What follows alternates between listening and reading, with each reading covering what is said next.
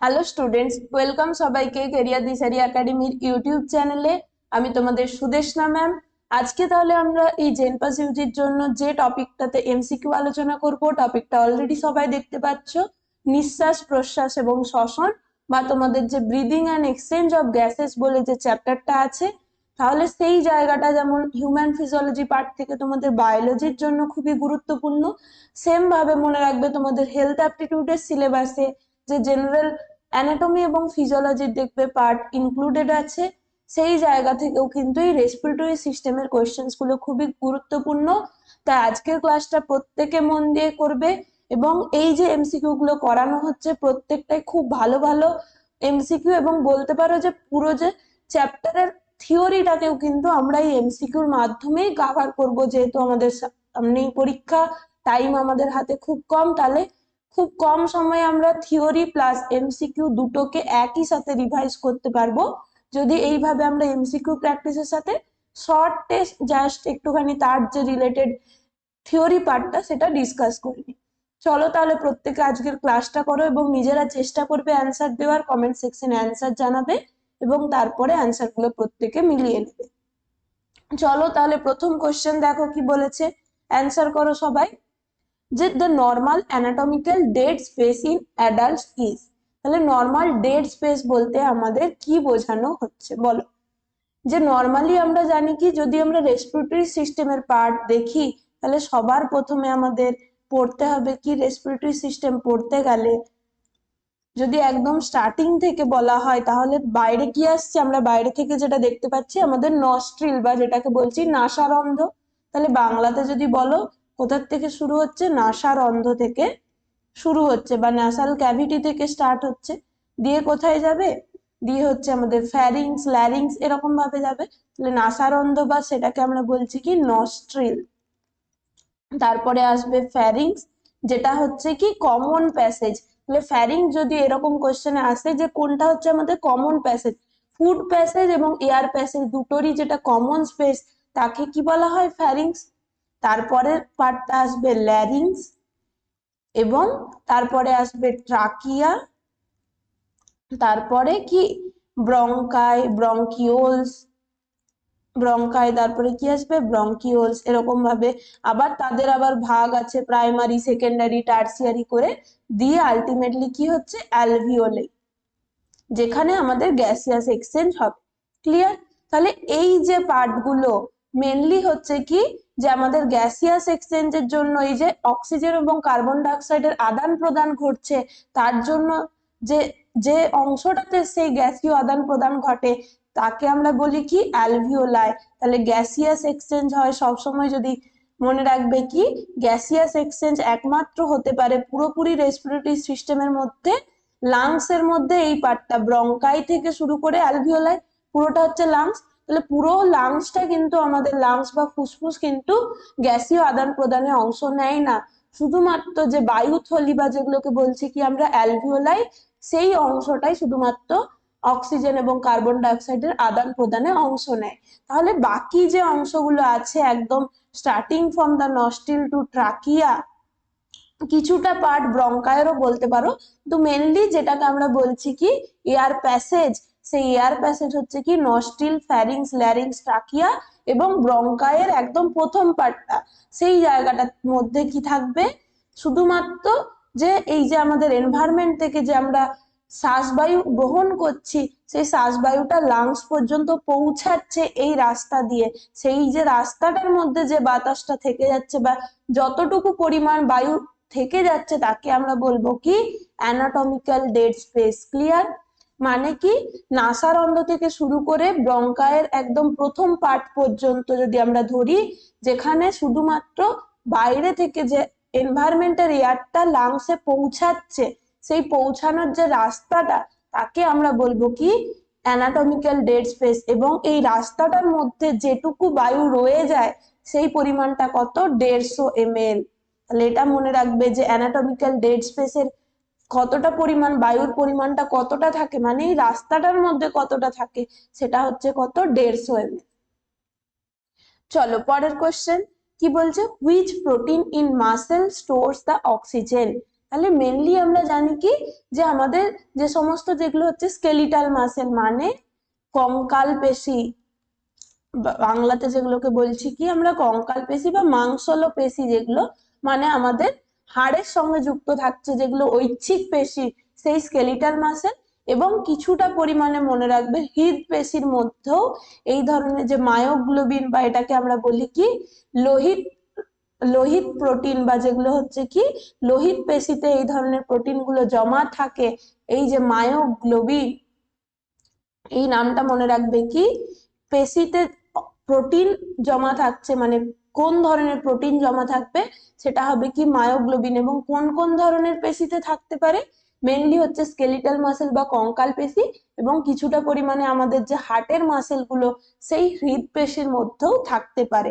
তাহলে এই মায়োগ্লোবিন এর নামটাকে আরেকটা কি মনে রাখবে বলতো, এটার কালারটা যেহেতু রেড কালার, মায়োগ্লোবিন নামটার মধ্যে পাচ্ছ কি মায়োগ্লোবিন প্রোটিনটা যেহেতু থাকে, তার জন্য এই ধরনের পেশিগুলোতে যেখানে মায়োগ্লোবিন স্টোর থাকে তাদেরকে লোহিত পেশিও বলা হয়। তাহলে লোহিত পেশি কেন বলা হচ্ছে, কারণ যে সমস্ত পেশির মধ্যে এই ধরনের মায়োগ্লোবিন মানে মায়োগ্লোবিন প্রোটিন গুলো স্টোর থাকবে, এবং এই মায়োগ্লোবিন কি কি স্টোর করতে পারে, মায়োগ্লোবিন হচ্ছে আয়রন স্টোর করতে পারে এবং অক্সিজেন স্টোর করতে পারে।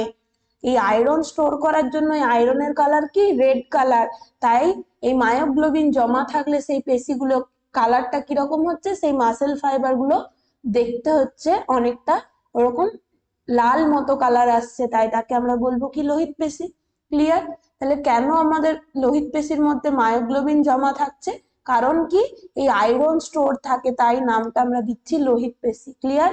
তার সাথে সাথে যেহেতু অক্সিজেন সঞ্চয় করে রাখে, তাই তাকে আমরা কি বলবো, যে বিভিন্ন সময় দেখবে যখন খুব বেশি এক্সারসাইজ করছো, খুব কেউ হচ্ছে যে অনেকক্ষণ ধরে ছোটা দৌড়া করছে, তখন যে আমাদের বডিতে এক্সেসিভ পরিমাণে অক্সিজেন সোর্স দরকার হয়, তাহলে শ্বাস প্রশ্বাসের মাধ্যমে তো তখন জোরে জোরে শ্বাস প্রশ্বাস নিবে, অক্সিজেন এমনিতেই বডিতে একটু অক্সিজেন বেশি সাপ্লাই হচ্ছে, কিন্তু তার সাথে সাথে মনে রাখবে যে এক্সট্রা অক্সিজেন সাপ্লাইটা পেশি কোষে যে এক্সট্রা অক্সিজেন দরকার হয় সেটা কোথা থেকে পায়, এই যে স্টোর থাকা মায়োগ্লোবিন থেকে পায়।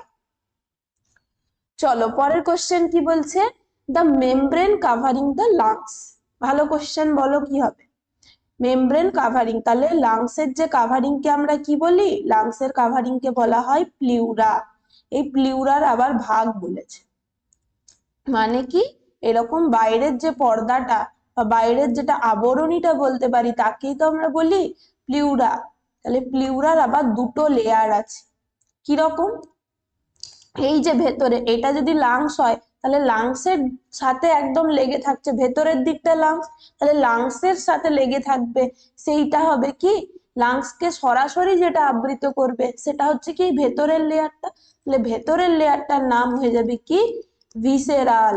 কিভাবে মনে রাখবে, ভেতরে মানে ভিসেরাল, তার বাইরের দিকে হচ্ছে কি বাইরের দিকের যে লেয়ারটা এই যে গ্রিন কালার দিয়ে যেটা দেখতে পাচ্ছ তার নাম কি প্যারাইটাল প্লিউরা। মানে এই যে প্লিউরাল আবরণের দুটো লেয়ার ভাগ করছে, ভেতরের দিকে যেটা ডিরেক্টলি লাংসের সাথে সারফেসের সাথে কন্ট্যাক্টে আছে তারা হয়ে যাবে কি ভিসেরাল প্লিউরা। আর যদি এরকমটা কোশ্চেন করতো যে যেটা আমাদের চেস্ট কেভিটি বা যেটা হচ্ছে কি আমাদের রিবস এর, আমরা কি জানি লাংস কে ঘিরে আছে তার বাইরে কি আছে আমাদের যে রিবস, তাহলে সেই রিবস এর সংস্পর্শে কোনটা আছে, রিবস এর সংস্পর্শে কি থাকবে প্যারাইটাল প্লিউরা। ক্লিয়ার? চলো নেক্সট কোশ্চেন, এটা খুব ইম্পর্টেন্ট কোশ্চেন, স্টার দিয়ে রাখো। রেসপিরেটরি কোশ্চেন দিয়ে কোশ্চেন কিন্তু আসে, নাম দিয়ে দিতে পারে ডিরেক্ট এরকম ভাবে কার্বোহাইড্রেটের জায়গায়, আমি আরো পরে ডিসকাস করছি যে আর কি কি ধরনের কোশ্চেন এখান থেকে দিতে পারে।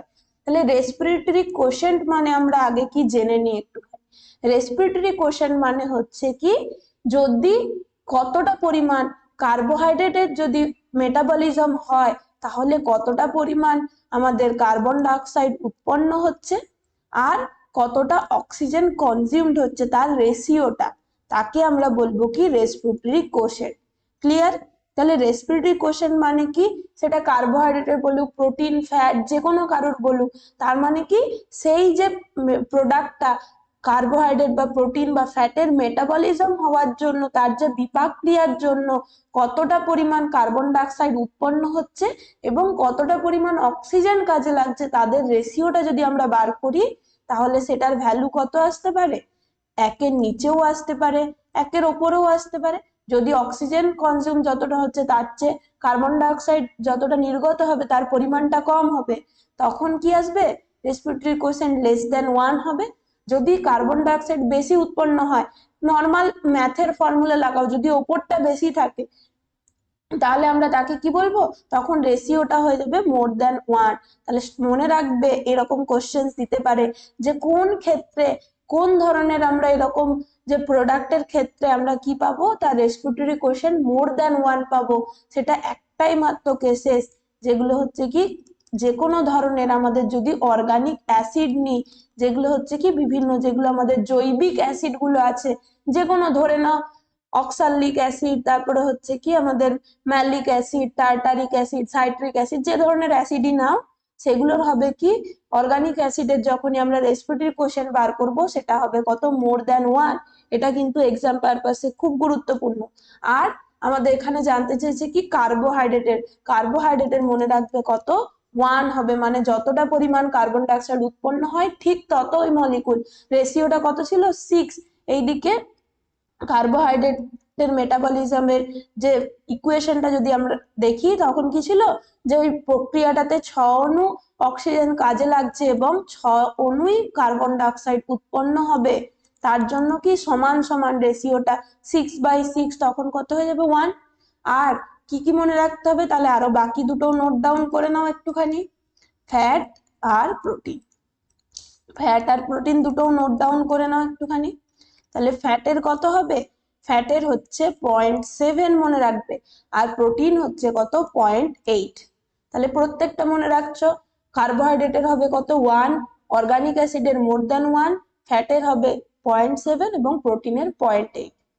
চলো পরের কোশ্চেন, বলো এটা কি হবে। যে কোনো হাই অ্যালটিটিউডে মানে অনেক উচ্চতায় যদি কেউ ট্রাভেল করে, যারা ধরো পর্বতারোহী 4000 মিটার 5000 মিটার উচ্চতায় যারা ক্লাইম্ব করে, তাহলে তাদের ক্ষেত্রে যে প্রাথমিকভাবে ব্রিথলেসনেস বা শ্বাসকষ্ট হচ্ছে সেটার কারণ কি, তারা দেখবে যে যারা পাহাড়ে বিভিন্ন জায়গায় রক ক্লাইম্বিং করে তারা কি সাথে দেখবে অক্সিজেন সিলিন্ডার নিয়ে যায়। তাহলে সেই উচ্চতায় যখন যাবে, অধিক উচ্চতায় ব্রিথলেসনেস বা শ্বাসকষ্ট হওয়ার প্রধান কারণ কি, বলো কি হবে।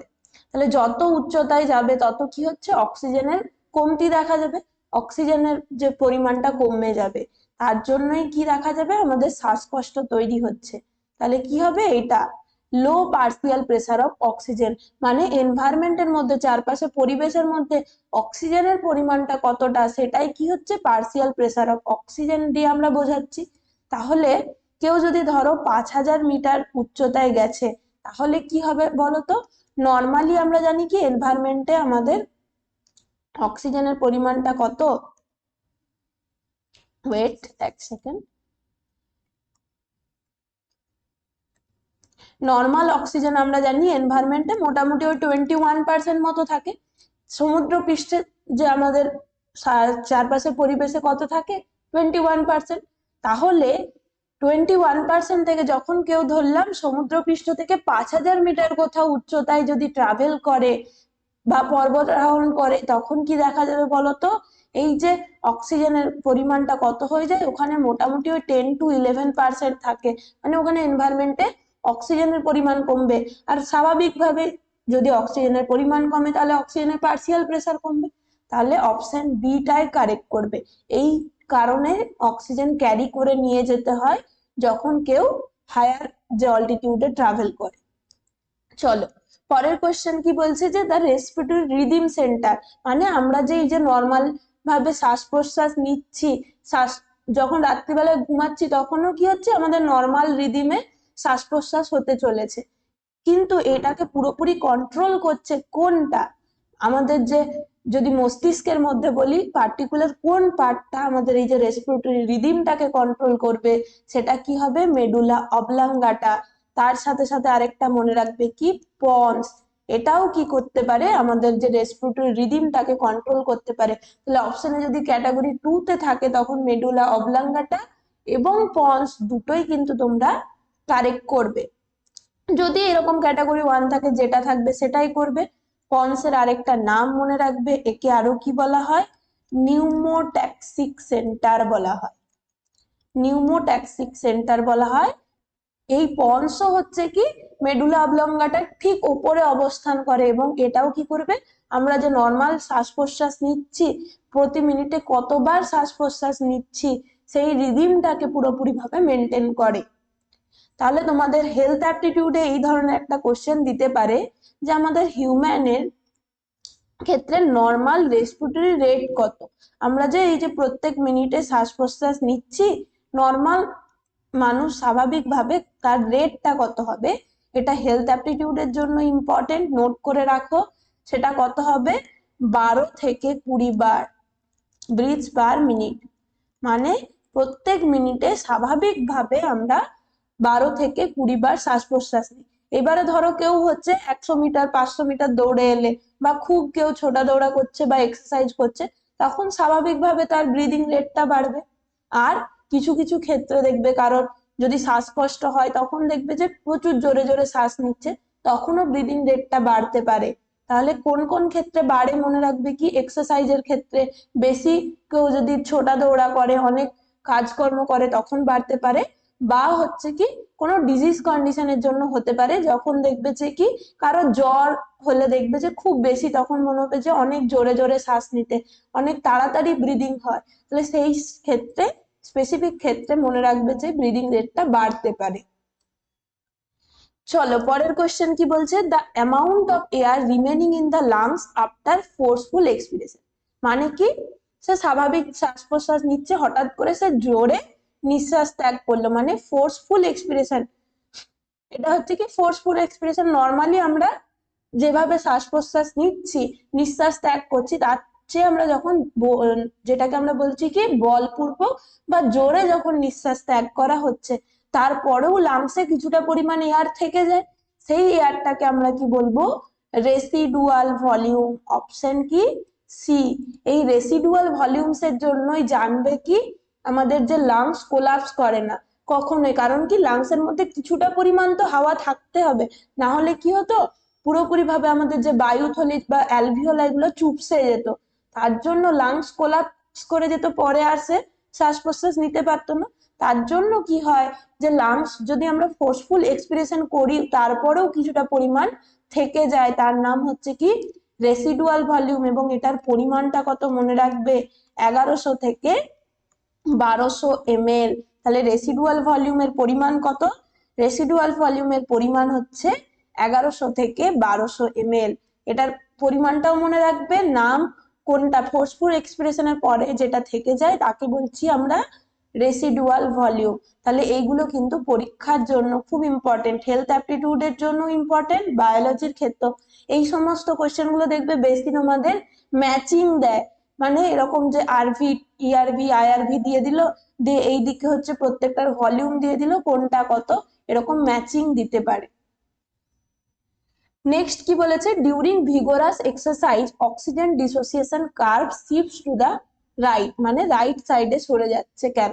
তাহলে অক্সিজেন ডিসোসিয়েশন কার্ভটা যদি আমরা, দাঁড়াও অন্য একটা স্লাইড নিয়ে তোমাদের এখানটা একটু বলে দিই।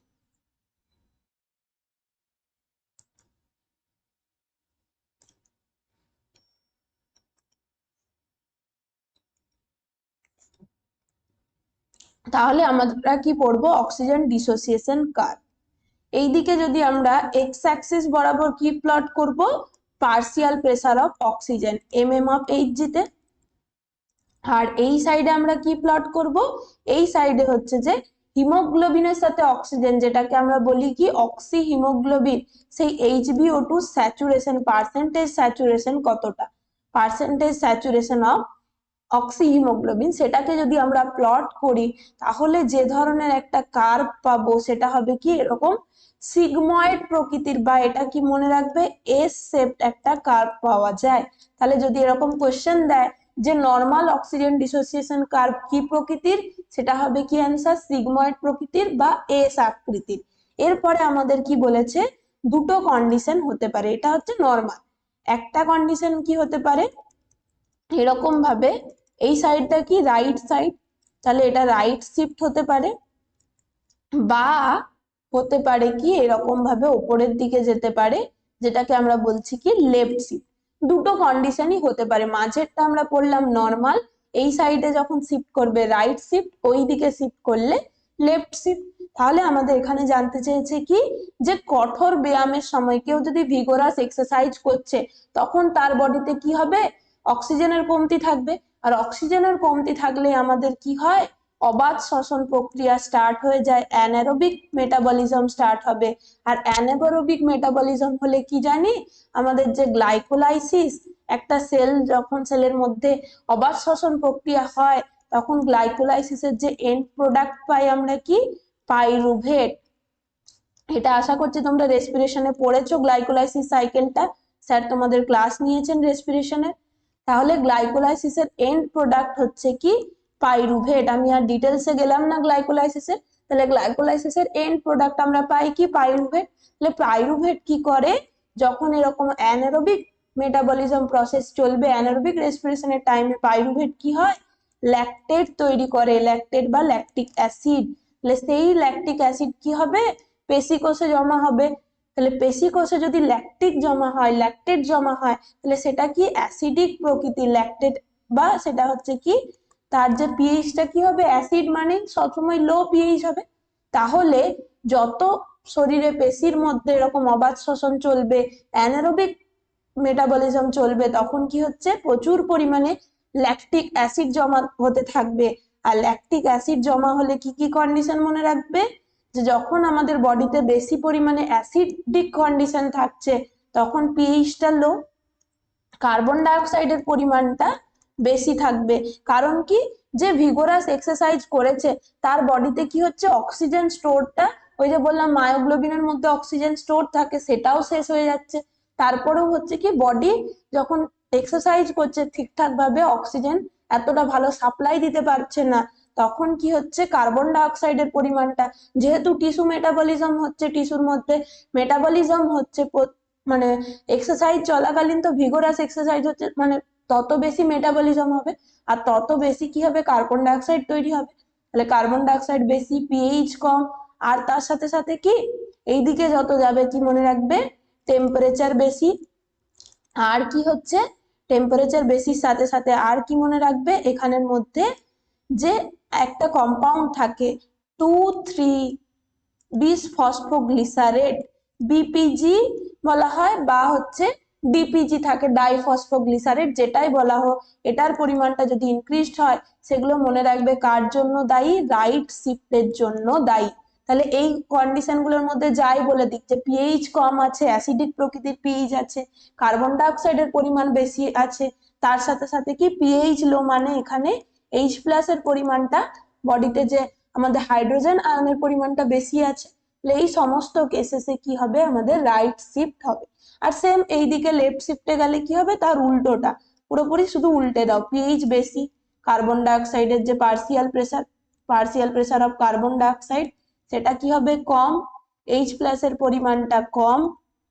আর কি হবে, পিএইচ বেশি মানে অ্যালকালাইন প্রকৃতির, সাতের দিকে, সাতের বেশির দিকে যাচ্ছে, তার মানে অ্যালকালাইন প্রকৃতির। তার সাথে টেম্পারেচার যদি কম হয়, আর কি হচ্ছে, এই যে 2,3 বিপিজি বা 2,3 ডিপিজি যাই বলো না কেন, বিসফসফোগ্লিসাইড, এগুলো যদি ডিক্রিজড হয় তখন কি হবে, লেফট শিফট হবে। তাহলে এখানে কোনটা হবে, অক্সিজেন ডিসোসিয়েশন কার্ভ বলেছে ডান দিকে সরে যাবে। তাহলে কোন কোন কন্ডিশন পেলাম, ডান দিকে সরা, ডান দিকে সরা মানে কি, increased carbon dioxide, decreased pH, আমার তো মনে হচ্ছে এটাই হবে।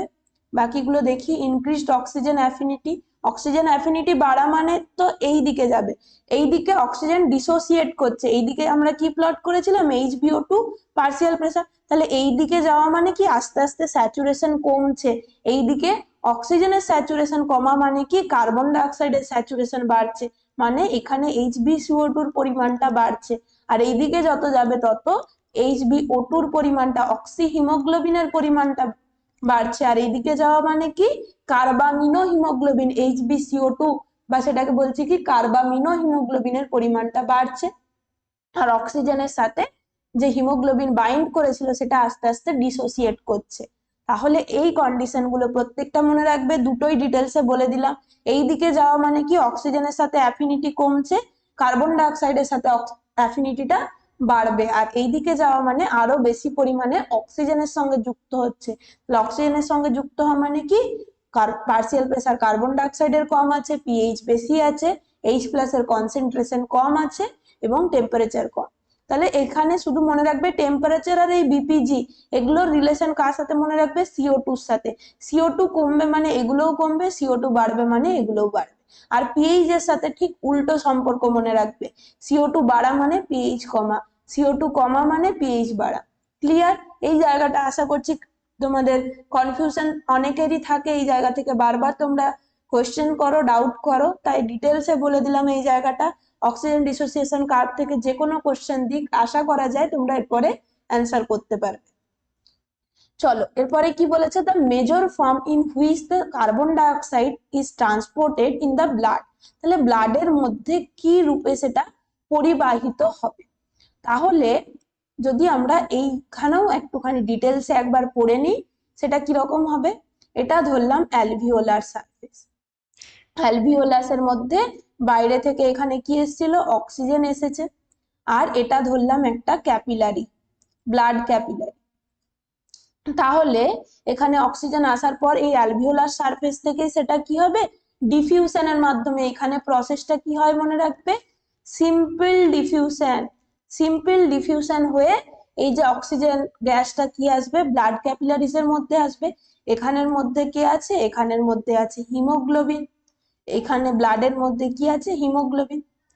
এরপরে কি হবে, এই অক্সিজেন যখনই ডিফিউজড হয়ে আসছে, অ্যালভিওলার সারফেস পার করলো, দিয়ে ব্লাড ক্যাপিলারি যে ওয়ালটাকে পার করে কার সাথে এসে যুক্ত হবে, এই হিমোগ্লোবিনের সাথে। এক অণু হিমোগ্লোবিন কি করতে পারে, 4 অণু অক্সিজেনকে বাইন্ড করতে পারে। তাহলে একটা হিমোগ্লোবিনের সাথে ধরলাম এখানে 4টে অক্সিজেনের মলিকুল এরকম যুক্ত হয়ে গেল। সেম ভাবে প্রত্যেকটা হিমোগ্লোবিন এরকম 4টে করে অক্সিজেনকে বাইন্ড করে নিয়ে যাচ্ছে। এরপর বাইন্ড করে এরকম ব্লাডের মধ্যে দিয়ে সে কোথায় নিয়ে চলে এলো, এটা ধরলাম একটা টিস্যু। এই টিস্যুটা কোথায়, যে কোনো বডির যে কোনো অংশে হতে পারে, কিডনি হতে পারে, হার্ট হতে পারে, তারপরে হচ্ছে কি আমাদের যে জিআই সিস্টেম হতে পারে, যে কোনো জায়গার একটা টিস্যুতেই অক্সিজেনকে বাইন্ড করে নিয়ে আসছে কি হিমোগ্লোবিন রক্তের মাধ্যমে। এরপর টিস্যুতে আসার পরে সে কি করবে, এখানে ছিল সে HbO2 হিসেবে ছিল। এরপরে কি হবে, HbO2 যখনই টিস্যুতে, এরপরে কি হবে, তাকে টিস্যুতে যেতে হবে। এখানে অক্সিজেনের কাজ কি, হিমোগ্লোবিন যে বাইন্ড করে নিয়ে যাচ্ছে তার আলটিমেট লক্ষ্য কি, তাকে কলা কোষে গিয়ে তাকে পরিবাহিত করে ওখানে সাপ্লাই দিতে হবে। কারণ অক্সিজেন আমাদের কোথায় দরকার, সমস্ত কিছু মেটাবলিজম প্রসেস কোথায় হবে, সেলের মধ্যে হবে। সেখানে আমাদের কি আছে, মাইটোকন্ড্রিয়া আছে, মাইটোকন্ড্রিয়া এনার্জি দিবে, তাহলেই মেটাবলিজম প্রসেস হবে। আর মেটাবলিজমের জন্য কি দরকার, অক্সিজেন। তাহলে HbO2 হিসেবে এলো, এখানেও HbO2 হিসেবে এলো, দিয়ে সে কি করবে, এখানে অক্সিজেনকে টিস্যু সারফেসে ছেড়ে দেবে, ফ্রি অক্সিজেনকে দিয়ে দিল। অক্সিজেন এখানে দিয়ে দেওয়ার পরে হিমোগ্লোবিন তো আর একা ঘুরে বেড়াবে না, হিমোগ্লোবিন কি করবে, এরপর হিমোগ্লোবিন টিস্যু থেকে কি করবে, এখানেও সেম ভাবে ব্লাড ক্যাপিলারিস এর মধ্যে আবার কি করবে, হিমোগ্লোবিন যে টিস্যু থেকে মেটাবলিজমের জন্য প্রাপ্ত, মেটাবলিজমের জন্য সে কি কি পাচ্ছে, মেটাবলিজমের জন্য আমাদের এন্ড প্রোডাক্ট যেগুলো তৈরি হয় কি, কার্বন ডাই অক্সাইড উৎপন্ন হয়।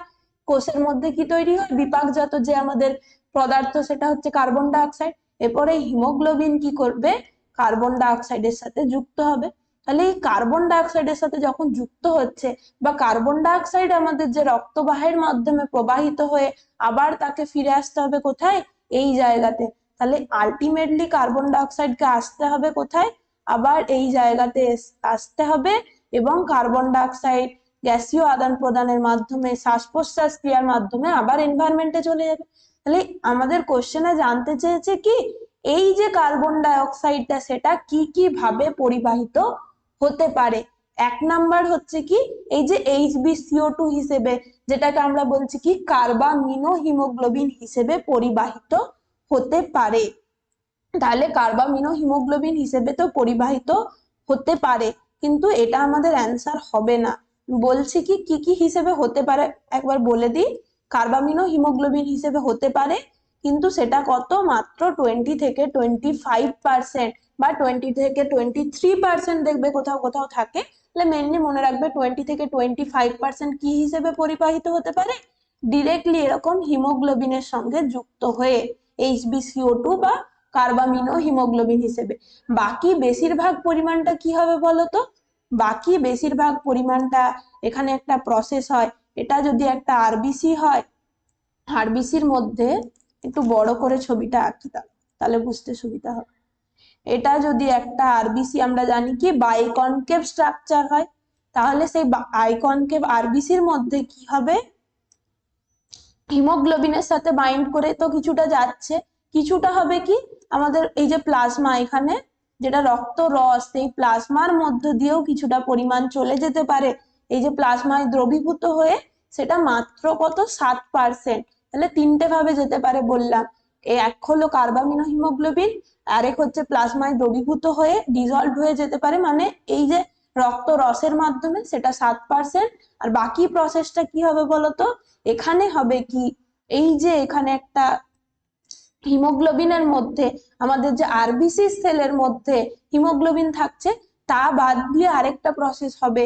এই আরবিসি সেলের মধ্যে কার্বনিক অ্যানহাইড্রেজ বলে একটা এনজাইম থাকে, সে কি করবে, এই যে টিস্যু সারফেস থেকে কি ছিল, এখানে কার্বন ডাই অক্সাইড নিচ্ছিল, সেই কার্বন ডাই অক্সাইডের সাথে এই আরবিসি সেলের মধ্যে কি আছে, ওয়াটার মলিকুলস আছে, সেই ওয়াটার মলিকুলস এবং CO2 মিলে যুক্ত করে কি তৈরি হবে, CO2 যুক্ত করে এরকম একটা রিভার্সিবল একটা রিয়াকশন হয়, H2CO3 তৈরি করে।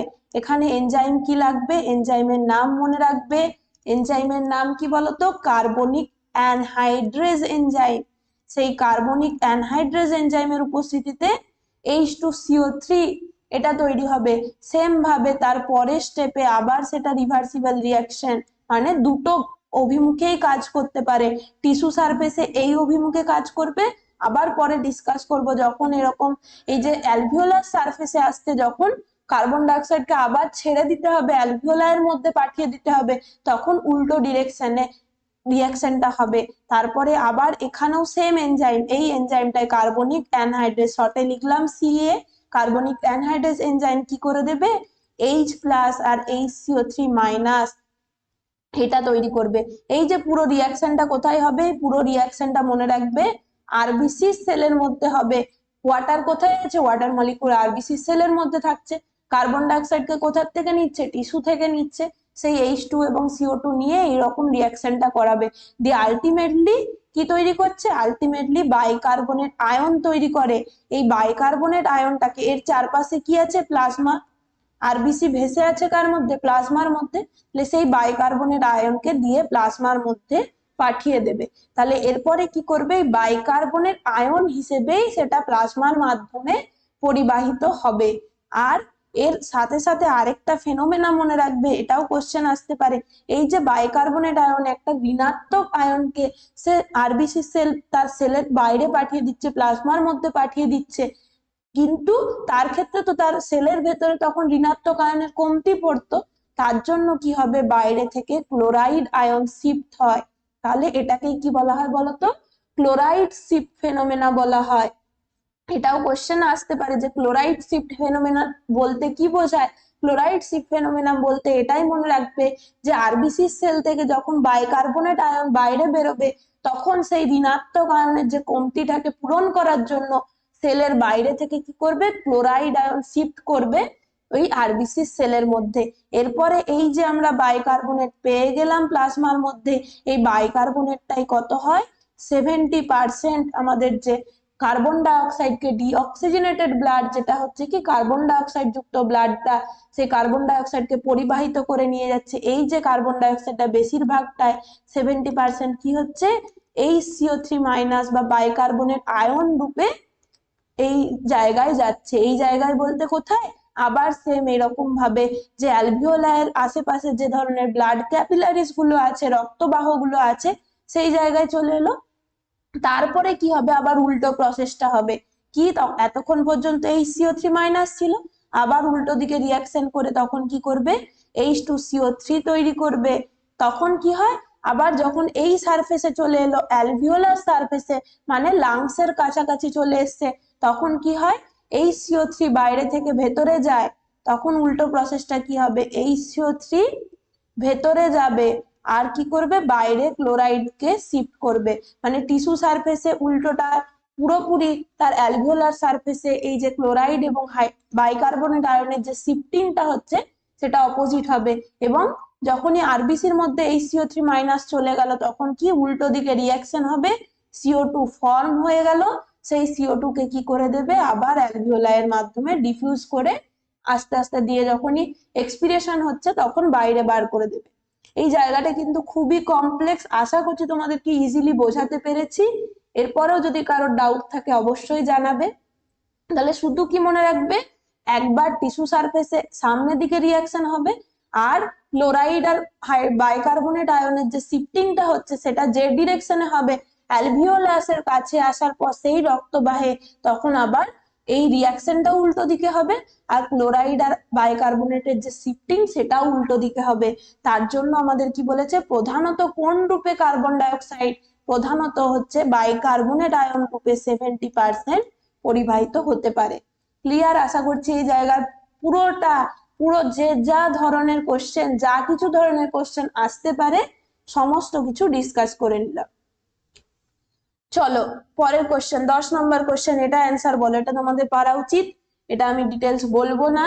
ইন্সপিরেটরি রিজার্ভ ভলিউম মানে কি, যে স্বাভাবিক শ্বাস প্রক্রিয়ার পরেও জোরপূর্বক কেউ যদি জোরে শ্বাস নেয় তখন কি হচ্ছে, কতটা maximum amount of air say inhale করতে পারে, সে প্রশ্বাস বায়ুটা লাংসের মধ্যে নিতে পারে, সেটার পরিমাণ কত মনে রাখবে, 2500 থেকে 3000 ml, সেটা কি আমরা বলছি কি ইন্সপিরেটরি রিজার্ভ ভলিউম। নেক্সট কি বলেছে, the normal vital capacity of A adult human is approximately. তাহলে ভাইটাল ক্যাপাসিটি মানে কি, ভাইটাল ক্যাপাসিটি মানে হচ্ছে কি, ভাইটাল ক্যাপাসিটি বা ভিসি যদি আমরা বলি, এর ফর্মুলা কি, টিভি প্লাস ইআরভি প্লাস আইআরভি। মানে লাংসে আমরা যখন শ্বাসবায়ু নিচ্ছি, নর্মাল আমরা যে শ্বাস প্রশ্বাস নিচ্ছি তার মাধ্যমে কত যায়, টাইডাল ভলিউম 500, তার সাথে সাথে আমরা যদি বলি, এই যে বললাম জোরপূর্বক যখন প্রশ্বাস নিচ্ছি তখন তার সাথে আরো অ্যাড করে দিলাম 2500 থেকে 3000 ml। আর কি, তার সাথে এক্সপিরেটরি রিজার্ভ ভলিউম মানে আমরা জোরপূর্বক যখন নিঃশ্বাস প্রশ্বাস মানে নিঃশ্বাস দেব, ছাড়বো, যখন জোরপূর্বক নিঃশ্বাস ছাড়লে যতটা ম্যাক্সিমাম অ্যামাউন্ট অফ এয়ার আমরা বাইরে বার করতে পারি তাকেই তো বলা হয় কি এক্সপিরেটরি রিজার্ভ ভলিউম। যেমন আমরা জোরপূর্বক কতটা নিতে পারি সেটা আইআরভি, সেম ভাবে জোরপূর্বক আমরা কতটা বাইরে ছাড়তে পারি সেটা হচ্ছে ইআরভি। এটার পরিমাণটা কত, এটা ওই 1000 থেকে 1100। তাহলে এই সবগুলোকে যোগ করে দিলে কত হয়, 500, 1000 আর এদিকে হচ্ছে 2500, মানে 2000, মোটামুটি হচ্ছে ওই 4600 ml এর মতো। 4500 কোথাও অপশনে থাকতে পারে বা 4600 থাকতে পারে। তাহলে এই ধরনের অপশন যেগুলো থাকবে 4500 থেকে 4600, এটা হবে কি আমাদের ভাইটাল ক্যাপাসিটির মধ্যে পড়ছে। তাহলে ভাইটাল ক্যাপাসিটি মানে মনে রাখবে, এই ফর্মুলাটা শুধু মনে রাখবে, তাহলেই হবে যে জোরপূর্বক শ্বাস নেওয়া, জোরপূর্বক নিঃশ্বাস ছাড়া, সেইটার সাথে আমরা যে নর্মাল শ্বাস প্রশ্বাস প্রক্রিয়ার সময় যতটা বায়ু, যে টাইডাল ভলিউম 500 ml, পুরোটাকে অ্যাড করে দিলে আমরা আমাদের ভাইটাল ক্যাপাসিটি পাবো। নেক্সট কোশ্চেন দেখো কি বলেছে, the primary function of epiglottis. Epiglottis কিছুই না, একটা কার্টিলেজিনিয়াস ফ্ল্যাপ, মানে কি, এই যে আমরা যদি সামনের দিকে আমাদের হাইওয়েড বোন বা তারপরে কি আসছে ল্যারিংস, সেই ল্যারিংস আর তার উপরে আছে ফ্যারিংস, ফ্যারিংস এর ঠিক ওপরেই কি আছে, ফ্যারিংস এর ঠিক ওপরেই যেটা আমাদের খাদ্য এবং শ্বাসবায়ুর দুটোর যে মিডিল মানে কমন প্যাসেজ আমরা পড়লাম ফ্যারিংস, সেই ফ্যারিংস এর ওপরে ছোট্ট মতো এরকম একটা কি থাকে, কার্টিলেজিনিয়াস ফ্ল্যাপ থাকে বলতে পারো। এটা যদি ফ্যারিংস হয় আর এর দিকে কি আছে ইসোফেগাস, তাহলে দুটোর মধ্যে একটা ঢাকা দেওয়ার কাজ করে, মানে যখন কেউ খাবার খাচ্ছে তখন সেই খাবারটা যাতে শ্বাসনালীতে না চলে যায় তার জন্য সেটাকে প্রিভেন্ট করবে, সেকে এপিগ্লটিস। তাহলে prevent the food entry into the trachea, কারণ ইসোফেগাস আর ট্রাকিয়া যেটা আমাদের উইন্ড পাইপ এবং ফুড পাইপ দুটো তো পাশাপাশি, তাহলে ভুল করেও যাতে শ্বাস নেওয়ার যে নালী সেই শ্বাসনালীর মধ্যে খাবার যাতে না চলে যায় সেটা প্রিভেন্ট করবে কে? এপিগ্লটিস। নেক্সট দেখো কি বলেছে যে the cartilage ring in the trachea are, তাহলে ট্রাকিয়ার যে কার্টিলেজ রিং গুলো সেগুলো কিরকম হয়? কার্টিলেজ আমরা ল্যারিংসেও কার্টিলেজ পাই, ল্যারিংসের কার্টিলেজ গুলো মনে রাখবে যা যা ছিল, থাইরয়েড কার্টিলেজ, অ্যারিটিনয়েড, তারপর হচ্ছে কি ক্রিকয়েড কার্টিলেজ। তাহলে ওই যে ল্যারিংসের কার্টিলেজ গুলো মনে রাখবে, কোনটা পেয়ার্ড কার্টিলেজ কোনটা আনপেয়ার্ড কার্টিলেজ ওইগুলো ইম্পর্টেন্ট। এখানে কিন্তু আমাদের ল্যারিংসের জানতে চাইনি, কি বলেছে? ট্রাকিয়া। তাহলে ট্রাকিয়া হচ্ছে ল্যারিংস এর পরের যে বড় অংশটা সেটা হচ্ছে ট্রাকিয়া। এই ট্রাকিয়া থেকেই কি হয়? ট্রাকিয়ার পরেই এরকম ভাবে ব্রঙ্কাই, এগুলো এরকম ভাবে বাইফার্কেট করে বা বিভাজিত হয়ে যায়। মেন দুটো যে ব্রঙ্কায়ের শাখা তৈরি হয় সেগুলো হচ্ছে কি আমাদের এই ট্রাকিয়ার পর থেকেই তৈরি হয়। এটা হচ্ছে আমাদের রাইট লোব, লাংসের রাইট লোব, আর হচ্ছে কি লেফট লোব।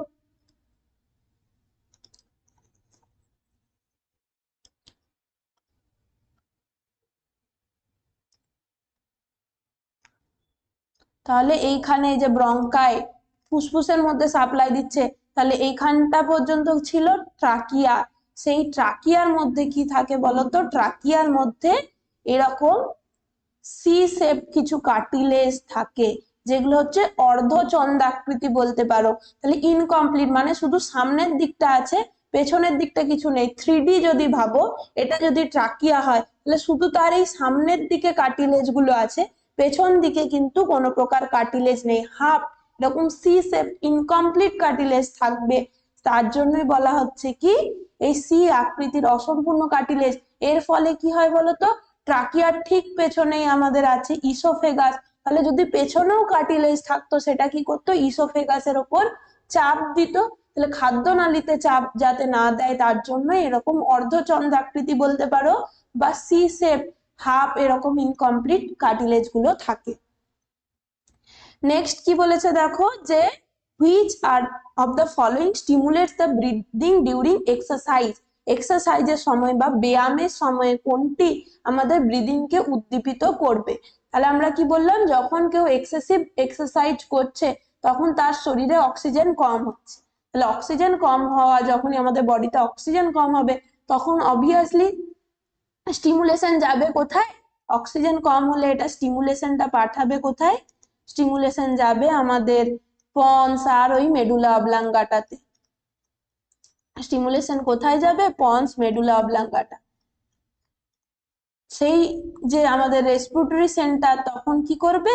এই স্টিমুলাসটা পাওয়ার পরে এখান থেকে কি করে দেবে? রেসপিরেটরি রেটটাকে বাড়িয়ে দেবে। তখন সে জোরে জোরে শ্বাস নিবে, তাহলে বডিতে অক্সিজেন সাপ্লাইটা বেশি পরিমাণে যাবে। তার ফলে যে কমতিটা তৈরি হয়েছিল, যে অক্সিজেনের ঘাটতি তৈরি হয়েছিল সেটাকে ফুলফিল করতে পারবে। তাহলে এই স্টিমুলাসটা যে পৌঁছাবে সেটা কিসের মাধ্যমে? এই স্টিমুলাসটা যে ডিরেক্টলি আমাদের বডিতে অক্সিজেন কমে গেছে পন্স মেডুলা অবলাঙ্গাটা বুঝে যাবে এরকম কিন্তু কোনো মেকানিজম নেই। সেন্সার কাজে লাগছে। ওখানে যে সেন্সার থাকে সেগুলো হচ্ছে কি কেমো রিসেপটিভ সেন্টার, মানে কি কিছু কেমিক্যাল রিসেপ্টার্স থাকে যে আমাদের বডিতে এই কেমিক্যালস গুলো যদি পরিমাণটা বেড়ে যায় তখন ওই কেমো রিসেপ্টারের মধ্যে ওই যে সেন্সিটিভ সেন্সারটা তখন ডিটেক্ট করতে পারবে যদি বডিতে ল্যাকটিক অ্যাসিডের পরিমাণটা বেড়ে যায়। যখন এক্সেসিভ এরকম ব্যায়াম করছে তখন কি হচ্ছে বললাম? ল্যাকটিক অ্যাসিডের পরিমাণ বাড়ছে। ল্যাকটিক অ্যাসিড একটা কেমিক্যাল কম্পোনেন্ট। তাহলে বডিতে যখনই ল্যাকটিক অ্যাসিড বাড়বে তখন সেই কেমো রিসেপটিভ সেন্টার্স গুলো ওই কেমিক্যালটা যখনই আসছে তখনই বুঝে যাচ্ছে যে না বডিতে ল্যাকটিক অ্যাসিড বেড়ে গেছে, এরপর রেসপিরেটরি রেটটাকে বাড়াতে হবে যাতে অক্সিজেন সাপ্লাই দিতে পারে। না হলে সে এই ল্যাকটিক অ্যাসিড জমা হতে হতে তখন ওই পেশিগুলো কাজ করা বন্ধ করে দেবে। তার জন্য কেমো রিসেপটিভ সেন্সারের মাধ্যমে কাজ করে কারা? পন্স এবং মেডুলা অবলাঙ্গাটা। ক্লিয়ার?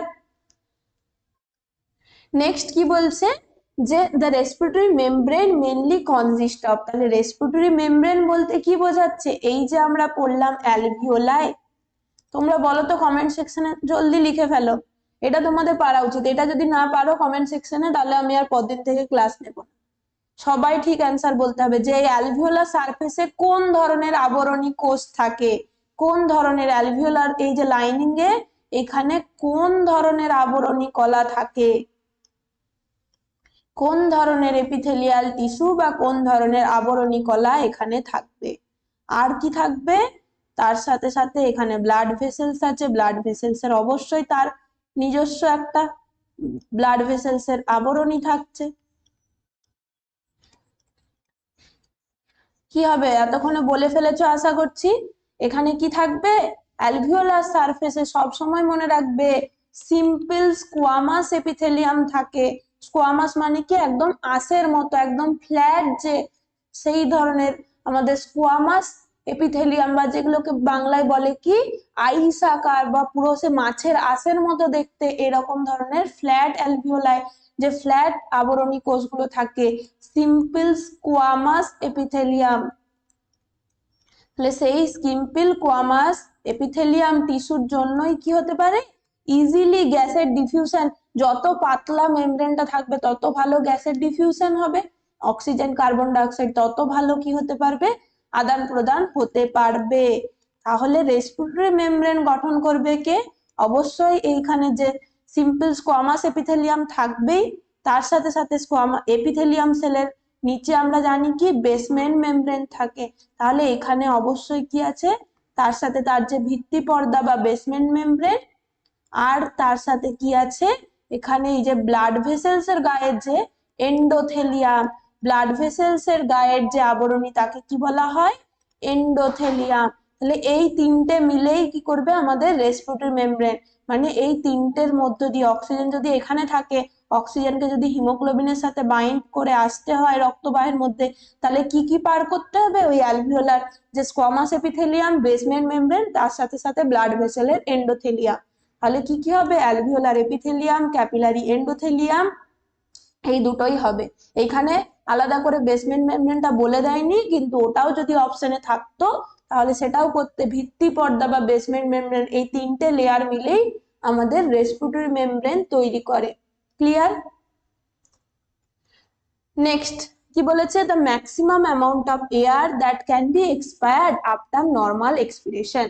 আচ্ছা, মানে নর্মাল এক্সপিরেশন কতটা, নর্মাল এক্সপিরেশনের পর, স্বাভাবিক এক্সপিরেশনের পর অতিরিক্ত সর্বাধিক বায়ুর পরিমাণ যেটা দেয়, মানে সে নর্মাল আমরা স্বাভাবিক যে রাত্রিবেলায় ঘুমাচ্ছি তখনও যে স্বাভাবিক নিঃশ্বাস প্রশ্বাস প্রক্রিয়া হচ্ছে, তখন শুধুমাত্র আমাদের কাজে লাগছে কি টাইডাল ভলিউম 500 ml, কিন্তু বলেছে অতিরিক্ত কতটা ত্যাগ করতে পারবে, তাহলে সেটাই হয়ে যাবে আমাদের কি expiratory reserve volume.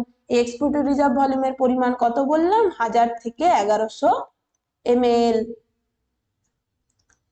Next 17 question বলো কি, কোনটা correct sequence transport of oxygen. এটা তো তোমাদের পারা উচিত, অলরেডি ছবি এঁকে ডিটেলসে বললাম। তাহলে সবার প্রথম কোথায় ছিল, সবার প্রথম ছিল কোথায়, সবার প্রথম ছিল অ্যালভিওলাইতে। অ্যালভিওলাই থেকে কোথায় যাবে, প্লাজমায়। প্লাজমার মধ্যে কি আছে, আরবিসি। আরবিসির মধ্যে কি আছে, হিমোগ্লোবিন। হিমোগ্লোবিনের সাথে বাইন্ড করবে কি হিসেবে, অক্সি হিমোগ্লোবিন হিসেবে। অক্সি হিমোগ্লোবিন হিসেবে বাইন্ড করে কোথায় যাবে, টিস্যুর মধ্যে যাবে। টিস্যুতে কি করবে, অক্সিজেনকে ছেড়ে দেবে, অক্সিজেনকে সাপ্লাই দিয়ে দেবে। তাহলে তার কাজ শুরু হচ্ছে কোথায়, অক্সিজেনের কাজ শুরু হচ্ছে অ্যালভিওলাই থেকে, শেষ হচ্ছে কোথায়, টিস্যু সারফেসে গিয়ে। তাহলে এখানে অ্যালভিওলাইতে মনে রাখবে অক্সিজেনের যদি পার্সিয়াল প্রেসার কত, 104 mm অফ Hg, আর টিস্যু সারফেসে গিয়ে সেটা কত হয়ে যায়, 40। তার জন্যই তো সাপ্লাই হতে পারে। তাহলে যত অ্যালভিওলাসের মধ্যে অক্সিজেনের পরিমাণটা বেশি ছিল, এনভায়রনমেন্ট থেকে নিয়েছে, তো যত আস্তে আস্তে সেটা পরিবাহিত হয়ে টিস্যু সারফেসে যাবে, তখন তার পরিমাণটা কত হয়ে যাবে, তার যে পার্সিয়াল প্রেসার অফ অক্সিজেন সেটা হবে কত, 40 mm অফ Hg। নেক্সট দেখো কি বলেছে, যে কোন কন্ডিশনে ম্যাক্সিমাম রাইট ওয়ার্ড শিফট হবে। তাহলে রাইট শিফটের কন্ডিশন কি কি বলে দিয়েছি অলরেডি। তাহলে রাইট শিফটের কন্ডিশনে এখানে দেখো টেম্পারেচারটাকে শুধু জুড়ে দিয়েছে, তাহলে কোনটা হবে, CO2 এর সাথে আমরা বলেছিলাম কি ডিরেক্টলি রিলেশন আছে কার, টেম্পারেচারে। তাহলে CO2 বাড়া মানে অ্যাসিডিক কন্ডিশন হওয়া, বডিতে অ্যাসিড জমা হচ্ছে, পিএইচ কম থাকছে। এই যে ল্যাকটিক অ্যাসিডোসিস যখন হচ্ছে, এই যে পেশি কোষে যখন ল্যাকটিক অ্যাসিড জমা হচ্ছে, তখনই কি হয়, অ্যাসিডিক কন্ডিশন বডিতে যখন তৈরি হয়, তখন মনে রাখবে বডিতে কি হয়, কার্বন ডাইঅক্সাইড জমা হয়। কার্বন ডাইঅক্সাইড জমা হওয়া মানে কার্বন ডাইঅক্সাইডের পরিমাণ বেশি, টেম্পারেচার বেশি, তখনই কি হবে, রাইট ওয়ার্ড শিফট হবে। এবং ম্যাক্সিমাম বলেছে, এই দুটো কন্ডিশন হলে রাইট ওয়ার্ড শিফট হচ্ছে। তার সাথে ম্যাক্সিমাম কখন হবে, যখন টেম্পারেচারও বেশি থাকছে। নেক্সট 19 কোশ্চেন বলো কি হবে, অ্যালভিওলাই থেকে রক্তে অক্সিজেন চলাচল প্রধানত কিসের উপর নির্ভর?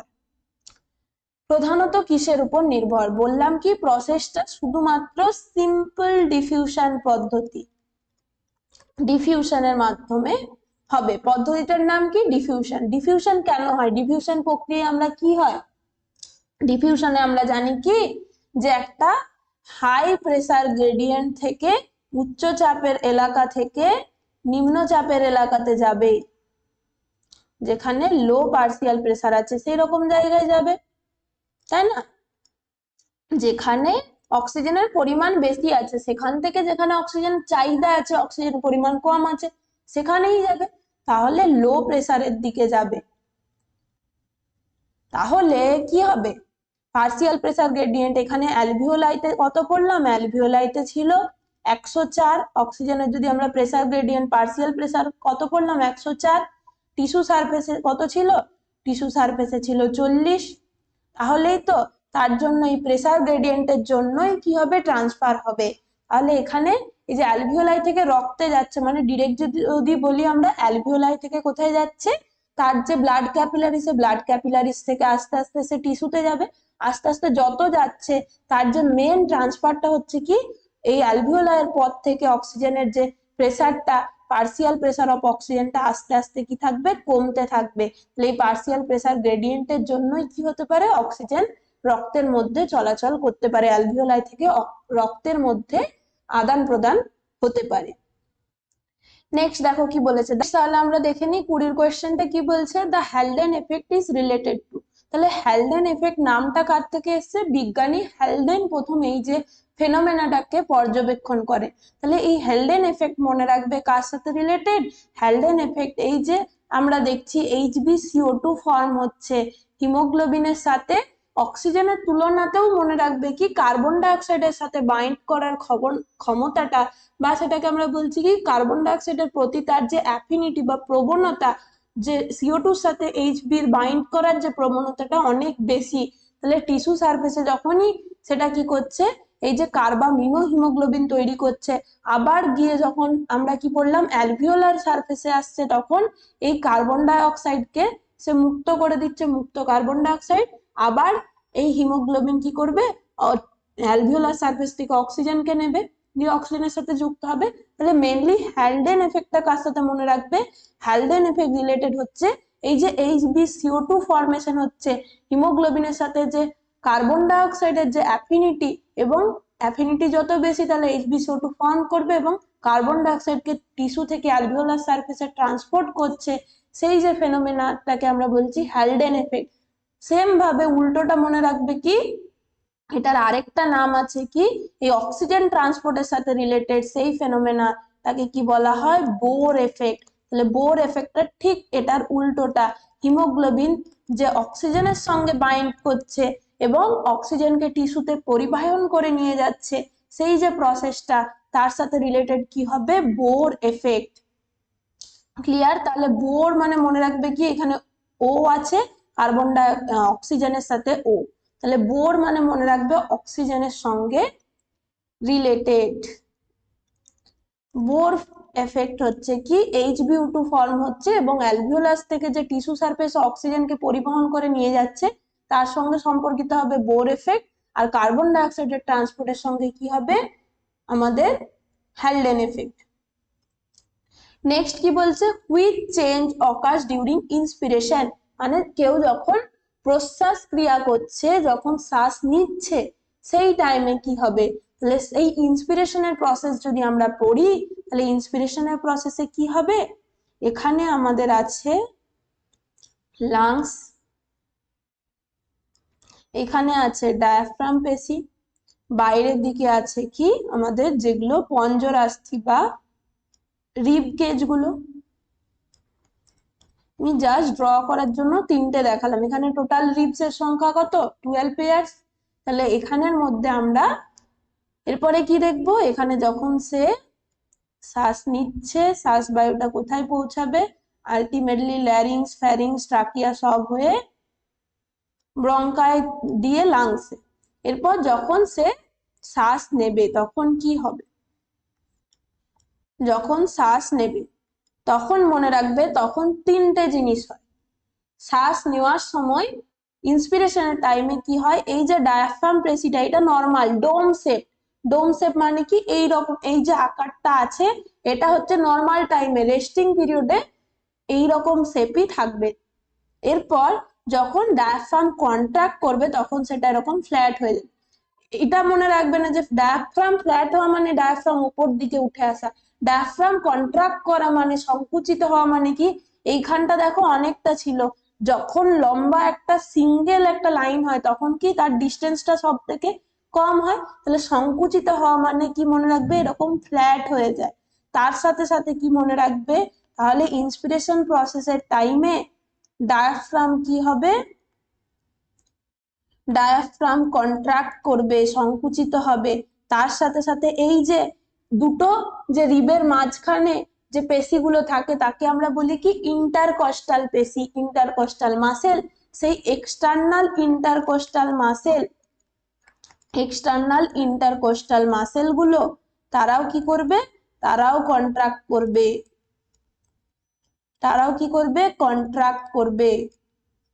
তার মানে কি, তখন কি হবে, বাইরে থেকে পেশিগুলো যদি কন্ট্রাক্ট করে তার মানে কি হবে, রিব কেসটাকে বাইরের দিকে, এটা যদি আমরা সামনের দিকে বলি অ্যান্টেরিয়র, পেছনটা হচ্ছে পস্টেরিয়র সাইড, পেছন দিকে কি আছে আমাদের ভার্টিব্রাল কলাম, বাইরে সামনের দিকে কি আছে স্টারনাম, এই রিবসের সাথে এখানে যুক্ত আছে কে, স্টারনাম বোনটা এখানটাতে। তাহলে যখন বাইরে থেকে এক্সটার্নাল ইন্টারকস্টাল মাসেল গুলো কন্ট্রাক্ট করছে তার মানে কি মনে রাখবে, বাইরে থেকে সেগুলো টান দিচ্ছে। বাইরে থেকে টান দেওয়া মানে কি, আমাদের যে চেস্ট ক্যাভিটিটা সেটা বাইরের দিকে, রিব কেসটা ইনফ্লেট হয়ে বাইরের দিকে আসছে, লাং যে আমাদের ফুসফুসের টোটাল ক্যাভিটিটা সেটাও এক্সপ্যান্ড করতে পারবে। তার মানে কি, এইরকম ভাবে ডায়াফ্রাম সংকুচিত হয়ে ফ্ল্যাট হয়ে গেল, বাইরে থেকে পেশিগুলো সংকুচিত হওয়ার জন্য এই জায়গাটা হচ্ছে কি বাইরের দিকে অনেকটা, আমাদের যে যখন শ্বাস নিই তখন কি হয়, বাইরের দিকে আমাদের যে রিব কেসটা একটুখানি ইনফ্লেট হতে পারে, তার ফলে ভেতরের যে আমাদের লাং ক্যাপাসিটিটা বা লাংস এর ভলিউমটা কি হয়, বাড়ে। আর ফিজিক্সে তোমরা পড়েছিলে ভলিউমের সাথে প্রেসারের কি এরকম ব্যস্ত সম্পর্ক, কিসের ল ছিল, সম্ভবত চার্লসের, আমার যতদূর মনে পড়ছে, তোমরা বলবে কমেন্ট সেকশন, আমি অনেকদিন আগে ফিজিক্স পড়েছি ভুলে গেছি, যতদূর সম্ভব আমার মনে হয় চার্লসের ল, যে যদি প্রেসার বেশি থাকে তাহলে ভলিউম কম, আর ভলিউম কম বেশি থাকা মানে কি প্রেসার কম। তাহলে এই জায়গাতে যখন এক্সপ্যান্ড করছে, রিবকেজ এক্সপ্যান্ড করছে, ফুসফুসের আমাদের ভলিউমটা কি হচ্ছে, বাড়ছে। ভলিউম বাড়া মানে কি প্রেসারটা ডিক্রিজ করা, এটা যদি বাড়ে এটা কি হবে, কমবে। তাহলে ভেতরের মধ্যে লাংসের মধ্যে একটা ঋণাত্মক প্রেসার, একটা নেগেটিভ প্রেসার ক্রিয়েট হয়, তার ফলে কি হবে, বাইরের যে এনভায়রনমেন্টে ছিল সেই হাই প্রেসার এরিয়া থেকে শ্বাস বায়ু কি হবে, লাংসে প্রবেশ করবে। এই প্রসেসটাই তো আমাদের ইন্সপিরেশন বা প্রশ্বাস প্রক্রিয়া। ক্লিয়ার? তাহলে কি হবে এখানে, অপশন কোনটা হবে, থোরাসিক ভলিউম ইনক্রিজ করে, ভলিউম কি বললাম, ইনক্রিজ করে, থোরাসিক ভলিউম ইনক্রিজ করে। ডায়াফ্রাম কি হবে, ডায়াফ্রাম কন্ট্রাক্ট করবে। আর কি হচ্ছে, air pressure in the lungs, air pressure কি হয়, কমে যায়, পার্সিয়াল প্রেসারটা এখানে কম হয়, তার ফলে কি হবে, ইন্ট্রাপ্লিউরাল প্রেসারটা বিকামস নেগেটিভ। নেগেটিভ মানে কি, কম হচ্ছে বাইরের তুলনায়। এখানে যদি আমরা পজিটিভ বলি তাহলে তুলনামূলক তো এখানে নেগেটিভ আছে, নেগেটিভ মানে যে এরকম না ওখানে কিছু নেই, হাওয়া নেই, চুপসে গেছে, তাহলে তো লাংস কোলাপস করে যেত। নেগেটিভ মানে কি মনে রাখবে, তুলনামূলক বাইরে যতটা আছে প্রেসার তার তুলনামূলক এখানে কি আছে, নেগেটিভ প্রেসার ক্রিয়েট হচ্ছে। তার জন্যই কি হবে, বাইরে থেকে আমরা যখন শ্বাস নিচ্ছি সেই শ্বাস বায়ুটা লাংসে প্রবেশ করতে পারবে। সেম ভাবে যদি এক্সপিরেশন বলে পুরোটাই উল্টে দেবে, ডায়াফ্রামকে কি করবে, রিল্যাক্স করিয়ে দেবে, এক্সটার্নাল ইন্টারকস্টাল মাসেলকে রিল্যাক্স করিয়ে দেবে, আর কি হবে, এই যে ভলিউমটাকে কমিয়ে দেবে, প্রেসারকে বাড়িয়ে দেবে। প্রেসার বেড়ে যাওয়া মানে কি, ভেতরটা তখন পজিটিভ হয়ে যাচ্ছে, বাইরেটা তখন নেগেটিভ, তখন ফুসফুস থেকে বাইরে বাতাসটা বেরিয়ে আসবে, সেটাই হয়ে যাবে আমাদের নিঃশ্বাস প্রক্রিয়া। পুরো সবগুলোকে উল্টে দেবে, তাহলে ইন্সপিরেশনের উল্টোটা কি হয়ে যাবে, এক্সপিরেশন। নেক্সট দেখো কি বলেছে, the exchange of gases between the blood এবং টিস্যু। মানে একটা আমরা পড়লাম এনভায়রনমেন্ট থেকে নিচ্ছে, লাংসে পৌঁছাচ্ছে, সেটা হয়ে যাবে কি, সেটাকে আমরা বলছি এক্সটার্নাল রেসপিরেশন।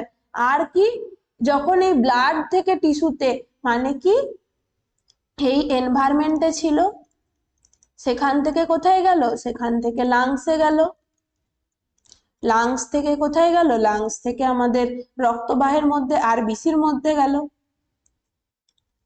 দিয়ে সেইখানের মধ্যে কি ছিল, HbO2 এই হিসেবে ছিল। তো তাহলে এই প্রসেসটা হচ্ছে কি এক্সটার্নাল রেসপিরেশন।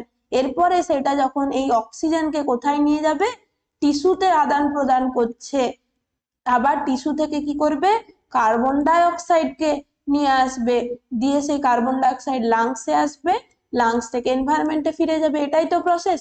তাহলে এই জায়গাটা টিস্যুতে যখন অক্সিজেন এবং কার্বন ডাই অক্সাইডের আদান প্রদান হচ্ছে, এই জায়গাটা হচ্ছে কি, এই অন্য একটা কালার দিয়ে দেখায়, দাঁড়াও, এই জায়গাটা হচ্ছে আমাদের ইন্টারনাল রেসপিরেশন। আর বাইরেটা এনভায়রনমেন্ট থেকে যতক্ষণ পর্যন্ত এই যে অক্সি হিমোগ্লোবিন তৈরি হচ্ছে, সেটাকে আমরা বলবো কি এক্সটার্নাল রেসপিরেশন। তাহলে এখানে আমাদের রক্ত এবং টিস্যুর মধ্যে যে গ্যাসীয় আদান প্রদান, সেটা হবে ইন্টারনাল রেসপিরেশন। যদি বলে লাংসে অ্যালভিওলাইয়ের মধ্যে যে আদান প্রদান, সেটা কি মনে রাখবে, এখানটা এক্সটার্নাল রেসপিরেশন। অ্যালভিওলাইয়ের মধ্যে যে গ্যাসীয় আদান প্রদান, সেটা হবে কি এক্সটার্নাল রেসপিরেশন। ক্লিয়ার? নেক্সট, এই যে বলছি বারবার, যদি ভেতরের বায়ুথলির মধ্যে লাংসের মধ্যে হাওয়া না থাকতো, যদি ওই রেসিডুয়াল ভলিউম না থাকতো, তাহলে ভেবে দেখো কি হতো, যে পুরোপুরি বেলুনটার মধ্যে আমরা একটুও যদি হাওয়া না রাখি, তাহলে বেলুনটা কি হতো, পুরোপুরি ভাবে চুপসে যেত। সেম কন্ডিশন আমাদের লাংসের ভেতরে তৈরি হয়, কিন্তু লাংসের মধ্যে আমাদের বলতে পারি কি গড গিফটেড এমনই ফেনোমেনা তৈরি হয়ে আছে, এটা যদি অ্যালভিওলাই হয়, যখন বাতাসটা আসছে তখন সেটা এরকম হচ্ছে, আর যখন বাতাসটা বেরিয়ে যাচ্ছে তখন সেটা এই রকম হয়। মানে কিছুটা হলেও তার মধ্যে বাতাস থাকে, একদম এরকম এরকম হয়ে যায় না। এরকম হয়ে গেলে কি হতো, লাংস আর পরে আর এরকম ভাবে যে প্রসারিত হতে পারতো না, অ্যালভিওলাই কোলাপস করে যেত, তাই না? তার জন্য সেই কন্ডিশনটাকে বলা হয় কি অ্যাটেলেকটেসিস বা লাং কোলাপস। তাহলে এই যে ডিজিজ কন্ডিশনও আমাদেরকে কিছু কিছু মনে রাখতে হবে। অ্যাটেলেকটেসিসের আরেকটা নাম কি লাংস কোলাপস, বা যে হচ্ছে বায়ুথলি বা অ্যালভিওলাই গুলোকে চুপসে যাওয়া। নেক্সট কি বলছে, the pressure in the pleural cavity is normally. তাহলে আমাদের প্লিউরাল ক্যাভিটিতে সাধারণ ভাবে জানতে চেয়েছে। দেখো, যখন আমরা ইন্সপিরেশন নিচ্ছি তখন নেগেটিভ প্রেসার থাকে, যখন এক্সপিরেশন নিচ্ছি তখন তুলনামূলক যে লাংসের মধ্যে প্রেসারটা কি হচ্ছে, পজিটিভ প্রেসার হচ্ছে। কিন্তু সাধারণভাবে যদি এরকম কোশ্চেন জিজ্ঞাসা করে যে প্লিউরাল ক্যাভিটির মধ্যে প্রেসারটা কি, সেটা অ্যান্সার করবে কি ঋণাত্মক। যদি ঋণাত্মক প্রেসার না হতো, তাহলে কিন্তু এই যে ইন্সপিরেশন প্রসেস যদি স্টার্টই হতো না, আর ইন্সপিরেশন না হলে এক্সপিরেশন হওয়ার প্রশ্নই আসে না। তাহলে ইন্সপিরেশন শুরু হচ্ছে কার জন্য, ঋণাত্মক প্রেসারের জন্য। ইন্সপিরেশন হচ্ছে বলেই এক্সপিরেশন হচ্ছে। যদি সে শ্বাস না নিতে পারে, তার প্রশ্বাস প্রক্রিয়া বন্ধ হয়ে যায়, তাহলে সে নিঃশ্বাস ছাড়তেও পারবে না। তাহলে সাধারণভাবে মনে রাখবে কি ইন্ট্রাপ্লিউরাল প্রেসারটা, যেটা আমাদের প্লিউরাল ক্যাভিটির মধ্যে থাকছে, সেটা হবে কি নেগেটিভ প্রেসার। নেক্সট কি বলেছে, যে নর্মাল আমাদের কার্বন মনোক্সাইড যদি পয়জনিং হয়, তাহলে টিস্যু হাইপোক্সিয়া কেন হচ্ছে? খুব ভালো প্রশ্ন।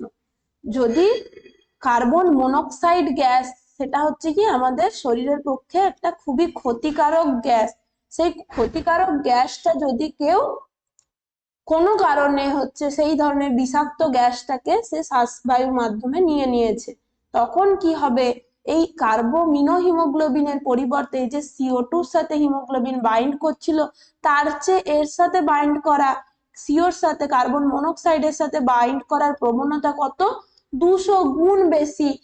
200 গুণ কি হচ্ছে, আরো বেশি পরিমাণে। যখনই দেখবে যে কার্বন মনোক্সাইড আছে, সঙ্গে সঙ্গে কি করবে, হিমোগ্লোবিন তার সাথে যুক্ত হয়ে যাবে। কার্বন ডাই অক্সাইড আর ওখানে যুক্ত হওয়ার কোনো চান্সই পাবে না, আর অক্সিজেন তো পাবেই না, অক্সিজেনের অ্যাফিনিটি আরো কম। তাহলে কি হচ্ছে, আমাদের বডিতে অক্সিজেন সাপ্লাই কমে যাচ্ছে, পুরোপুরি বডিতে কি হচ্ছে, এই যে কার্বক্সি হিমোগ্লোবিন, যে কার্বন মনোক্সাইডের সাথে যুক্ত যে হিমোগ্লোবিন, সেটাই গোটা বডিতে ট্রান্সপোর্ট হচ্ছে, অক্সি হিমোগ্লোবিন পৌঁছাতেই পারছে না। তাহলে কি হবে, অক্সিজেন সাপ্লাই যদি আমাদের বডি টিস্যুতে কমে যায়, সেই কন্ডিশনকে বলা হয় কি, হাইপক্সিয়া। হেলথ অ্যাপটিটিউডের জন্য স্টার দিয়ে লিখে রাখো যে আমাদের ব্লাডের মধ্যে যদি অক্সিজেন কমে যায়, সেই কন্ডিশনকে কি বলে, সেই কন্ডিশনকে বলে হাইপক্সিয়া। এটা হচ্ছে আমাদের হেলথ অ্যাপটিটিউডের জন্য গুরুত্বপূর্ণ কোশ্চেন। তাহলে এই জায়গাতে আমরা কি বলবো, যে CO bind strongly with haemoglobin, দৃঢ়ভাবে যুক্ত হতে পারে। কার্বক্সি হিমোগ্লোবিনের যে অ্যাফিনিটিটা মিনো হিমোগ্লোবিন তৈরি হওয়ার চেয়ে 200 গুণ বেশি থাকে। অক্সি হিমোগ্লোবিন তো তৈরি হতে পারবে না, তাহলে আমাদের বডিতে যে অক্সিজেন সাপ্লাইটা পুরোপুরি ভাবে বন্ধ হয়ে যাচ্ছে, তখন টিস্যু হাইপক্সিয়া হয়ে মানুষ মারা যেতে পারে, পুরো টিস্যু নষ্ট হয়ে যেতে পারে, কোনো জায়গা, হাত পা, যে কোনো জায়গায়, মানে যে জায়গাতে অক্সিজেন সাপ্লাই বন্ধ হয়ে যাবে সেই জায়গার টিস্যু গুলো কি হবে, মারা যাবে। নেক্সট দেখো 26 এর কোশ্চেন কি বলছে, functional residual capacity equals to. খুব ইম্পর্টেন্ট কোশ্চেন। তাহলে এর সাথে সাথে আর কি কি মনে রাখবে বলো তো, এর সাথে সাথে মনে রাখবে inspiratory capacity, expiratory capacity, functional residual capacity, vital capacity, total lung capacity. এই 5টা ক্যাপাসিটি আমাদের মনে রাখতে হবে। এতক্ষণ যেগুলো আমরা পড়ছিলাম কি ছিল, ভলিউম ছিল, আর এখানে আমরা কি পড়বো, ক্যাপাসিটি মানে টোটাল ক্ষমতা কতটা। টোটাল ইন্সপিরেটরি ক্যাপাসিটি মানে কি, যে নর্মাল শ্বাস প্রশ্বাসের সাথে জোরপূর্বক কতটা নিচ্ছে। তাহলে এগুলো সবাই আগে জলদি করে কমেন্ট সেকশনে লিখে ফেলো তো, এটার ফর্মুলা গুলো কি কি হবে। তাহলে ইন্সপিরেটরি ক্যাপাসিটি মানে নর্মাল সে টাইডাল ভলিউম নিচ্ছে, তার সাথে জোরপূর্বক সে কি নিতে পারে, ইন্সপিরেটরি রিজার্ভ ভলিউম। তাহলে দুটোকে একসাথে যখন জুড়ে দেবো তখন কি আসবে, ইন্সপিরেটরি ক্যাপাসিটি মানে ম্যাক্সিমাম তার প্রশ্বাস বায়ু নেয়ার ক্ষমতা কতটা। সেম ভাবে যদি আমরা টাইডাল ভলিউমের সাথে এক্সপিরেটরি রিজার্ভ ভলিউমকে জুড়ে দিই, তাহলে আমরা কি পেয়ে যাব, এক্সপিরেটরি ক্যাপাসিটি মানে টোটাল আমাদের লাংস থেকে যে জোরপূর্বক নিঃশ্বাস বায়ু বের করার ক্ষমতা কতটা। আর ফাংশনাল রেসিডুয়াল ক্যাপাসিটি বলতে কি বোঝাবে, ফাংশনাল রেসিডুয়াল ক্যাপাসিটি বলতে বোঝায়, সিম্পল ভাবে মনে রাখবে, যে সে জোরপূর্বক শ্বাসবায়ু কোনো ছাড়ছে না, সে নর্মাল ভাবে এক্সপিরেশন করছে, মানে তার টাইডাল ভলিউমটা বেরিয়ে গেল, তারপরে তার লাংসে কি কি বেঁচে থাকছে। লাংসে আমরা জানি নর্মাল শ্বাস প্রশ্বাস হোক, জোরপূর্বক শ্বাস প্রশ্বাস হোক, তার ক্ষেত্রে রেসিডুয়াল ভলিউম সবসময় থাকবেই। কিন্তু এখন আমরা কি বলছি, রেসিডুয়াল ভলিউমের সাথে সাথে আরো একটা ভলিউম থেকে যাবে যদি নর্মাল হয়, যদি নর্মাল এক্সপিরেশন হয়। তাহলে এই যে ইআরভিটা জোরপূর্বক শ্বাস বায়ু যেটা এক্সপিরেশনের জন্য বের হবে, সেটা যদি জোরপূর্বক সে নিঃশ্বাস প্রক্রিয়া না করে, নর্মাল এক্সপিরেশন করে, তাহলে তার সাথে ইআরভিটাও থেকে যাবে। তাহলে লাংসে যেটুকু থাকার কথা ছিল তার সাথে সাথে এক্সট্রা যে ভলিউমটা থেকে যাচ্ছে ইআরভি, এই দুটোকে যদি আমরা অ্যাড করে দিই তখন যেটা পাবো তাকেই আমরা বলবো কি, functional residual capacity, option C. এবং ভাইটাল ক্যাপাসিটির ফর্মুলা তাহলে কি হবে, ভাইটাল ক্যাপাসিটির ফর্মুলা, এই টিভির সাথে যদি আমরা ইআরভি এবং আইআরভি কে জুড়ে দিই তখন হয়ে যাচ্ছে ভাইটাল ক্যাপাসিটি, যেটা অলরেডি ডিসকাস করেছি। আর টোটাল লাং ক্যাপাসিটি মানে মনে রাখবে লাংসে যেটুকু থেকে যাচ্ছে সেটাকেও অ্যাড করে দেব, মানে লাংসের টোটাল ক্ষমতা আমাদের কতটা, কতটা শ্বাসবায়ু ধারণ করার ক্ষমতা কতটা। তাহলে ম্যাক্সিমাম কত, এই যে আরভি রেসিডুয়াল ভলিউমের সাথে যদি আমরা ভাইটাল ক্যাপাসিটি মানে এই সবগুলোকে অ্যাড করে দিই, তাহলে যেটা পাবো সেটা হয়ে যাচ্ছে আমাদের টোটাল লাংসের আমাদের যে বায়ু ধারণ ক্ষমতা। নেক্সট কি বলছে, which condition shifts the oxygen dissociation curve to the left, মানে এই সাইডে যাচ্ছে। এই সাইডে কি হবে, এই সাইডে আমাদের কার্বন ডাই অক্সাইড বৃদ্ধি হবে না। ফিভার, অ্যাসিডোসিস, অ্যাসিডোসিস মানে আমরা কি বললাম, বডিতে অ্যাসিড বেড়ে যাওয়া, মানে রাইট শিফট। ফিভারের ক্ষেত্রেও মনে রাখবে কি, সে বেশি বেশি করে অক্সিজেন নিচ্ছে, তার বডিতে ফিভার হওয়া মানে কি, সে অনেক তাড়াতাড়ি তার শ্বাস প্রশ্বাস প্রক্রিয়াটা হবে। তাহলে ফিভারের ক্ষেত্রেও মনে রাখবে আমাদের বডিতে কিছুটা পরিমাণে হলেও যে কার্বন ডাইঅক্সাইডটা স্টোর হতে থাকে। কার্বন ডাইঅক্সাইড ঠিকঠাক ভাবে যদি শ্বাস প্রশ্বাস না নিতে পারে, জ্বরের সাথে দেখবে কি শ্বাসকষ্টের সমস্যা হয়, তাহলে আমাদের বডিতে কিছুটা কার্বন ডাইঅক্সাইডের পরিমাণটা বাড়ে। যখন দেখবে যে কোভিড এর টাইমে ভালো এটা পরিলক্ষণ করবে। কখন কি বলতো, যে বিভিন্ন দেখবে যে অক্সিজেন স্যাচুরেশনের মেশিন গুলো বিক্রি হচ্ছিল, সবাই স্যাচুরেশন চেক করছিল যে স্যাচুরেশন ড্রপ করছে কিনা। স্যাচুরেশন কমা মানে কি বডিতে আমাদের যে এই যে অক্সিজেনের পার্সিয়াল প্রেসার কমছে, HbO2 পরিমাণটা কমছে। তাহলে HbO2 কমা মানে কি আলটিমেটলি জ্বর হোক, বিভিন্ন ধরনের এই যে শ্বাসনালীর যেগুলো আমাদের রেসপিরেটরি ট্র্যাক্টের ইনফেকশন হোক, কোভিড হোক, এই সমস্ত ক্ষেত্রে আমাদের হিমোগ্লোবিনের পরিমাণটা কমে, স্যাচুরেশন কমে। তো তখন কি হবে, ডান দিকে শিফট হবে, অক্সিজেন ডিসোসিয়েট হবে। শুধুমাত্র কি বললাম, ডিক্রিজ টেম্পারেচার। ডিক্রিজ টেম্পারেচার কার সাথে সম্পর্কিত, কার্বন ডাইঅক্সাইড কমার সাথে। তার মানে তখন লেফট সাইডেই শিফট হবে। তাহলে জ্বরের ক্ষেত্রে মনে রাখবে কি রাইট সাইড শিফট হয়। ক্লিয়ার? 28 কি বলেছে যে বোর এফেক্ট রেফার্স টু। তাহলে অলরেডি আমরা আগে একটা কোয়েশ্চেনে পড়লাম হ্যালডেন এফেক্ট। হ্যালডেন এফেক্ট কি ছিল, যে হিমোগ্লোবিনের সাথে আমাদের কার্বন ডাইঅক্সাইড তৈরি হওয়ার, মানে দুটো যুক্ত হওয়ার হিমোগ্লোবিন এবং কার্বন ডাইঅক্সাইডের যে অ্যাফিনিটিটা অনেক বেশি, তার ফলে কার্বক্সি হিমোগ্লোবিন তৈরি হচ্ছিল। এবং সেই কার্বক্সি হিমোগ্লোবিনের জন্য কি হচ্ছিল, কার্বন ডাইঅক্সাইড পরিবাহিত হতে পারছিল। তাহলে বোর এফেক্ট ওখানে আমরা কি পড়লাম, যে অক্সিজেনের পরিবহনের সঙ্গে যুক্ত। তাহলে এটা মনে রাখবে কি বোর এফেক্ট বলতে কি বোঝায়, যখন টিস্যু সারফেসে পৌঁছাচ্ছে, টিস্যুতে যখন পৌঁছাচ্ছে তখন আমরা কি পড়লাম, যে হিমোগ্লোবিন যেটা অক্সিজেনের সাথে বাইন্ড করছে, সেই অক্সি হিমোগ্লোবিন হিসেবে পৌঁছানোর পরে এখানে যদি টিস্যুতে এই অক্সিজেনটাকে সাপ্লাই দিতে হয়, তখন কি দেখা যাবে, সেই টিস্যু সারফেসে অক্সিজেনের প্রতি তার অ্যাফিনিটিটা কমে যাবে। মানে কি অক্সিজেনের প্রতি যে অ্যাফিনিটি যখনই কমবে, তখন সেই অক্সিজেনটা সে টিস্যুতে ডেলিভারি করতে পারবে। তাহলে সিম্পল মনে রাখবে কি, যখনই টিস্যু সারফেসে অক্সিজেন হিমোগ্লোবিনের সাথে বাইন্ড করে পরিবাহিত হয়ে আসছে, ট্রান্সপোর্ট হয়ে আসছে, তখন কি হবে, সেই টিস্যু সারফেসে এসে এটার হিমোগ্লোবিনের প্রতি যে অক্সিজেনের অ্যাফিনিটিটা ডিক্রিজ হবে। তার জন্যই সেটাকে বলছি কি আমরা Bohr effect. Decrease oxygen affinity at high CO2। High CO2 কোথায় থাকবে, কনসেন্ট্রেশন অফ CO2 সেটা সবসময় বেশি থাকবে আমাদের টিস্যু সারফেসে। তাহলে টিস্যু সারফেসে যখনই CO2 বেশি থাকছে, অক্সিজেনের প্রতি তার অ্যাফিনিটি কমছে এবং অক্সিজেনটা ওই জায়গায় কি করবে, টিস্যুতে সে সাপ্লাই দিয়ে দিতে পারছে। এই প্রক্রিয়াটাকে আমরা কি বলবো, বোর এফেক্ট। আর বোর এফেক্ট সবসময় মনে রাখবে কি অক্সিজেনের ট্রান্সপোর্টের সঙ্গে রিলেটেড হবে। ক্লিয়ার? চলো তাহলে আমরা এরপরে পরের কোয়েশ্চেনটা দেখবো। নেক্সট দেখো কি বলেছে, a oxygen carrying capacity of 1 gram haemoglobin. 1 gram haemoglobin, 1 gram haemoglobin কত ml অক্সিজেন পরিবহন করতে পারে, এটা মনে রাখবে 1.34 ml হবে। 1.34 ml হবে। ক্লিয়ার? চলো তোমাদের জন্য এখানে দুটো কোশ্চেন দেব, সবাই কমেন্ট সেকশনে লিখবে, পরে অ্যান্সার করবে। ফার্স্ট কোশ্চেন হচ্ছে কি 100 ml অফ অক্সিজেনেটেড ব্লাড, মানে যেটাতে অক্সিজেনের পরিমাণটা বেশি, সেরকম অক্সিজেনেটেড ব্লাডের মধ্যে কত ml অক্সিজেনকে ট্রান্সপোর্ট করতে পারে। সেম ভাবে 100 ml যদি আমরা বলি, যেটা আমাদের কার্বন ডাইঅক্সাইড পরিমাণটা বেশি আছে, তাকে আমরা বলি কি ডিঅক্সিজেনেটেড ব্লাডের মধ্যে কত ml কার্বন ডাইঅক্সাইড, কত ml কার্বন ডাইঅক্সাইড ট্রান্সপোর্ট হবে। এই দুটো কোশ্চেন তোমাদের জন্য দিলাম, অবশ্যই কমেন্ট সেকশনে প্রত্যেকে অ্যান্সার লেখো। কার্বন ডাইঅক্সাইড ট্রান্সপোর্ট করতে পারে।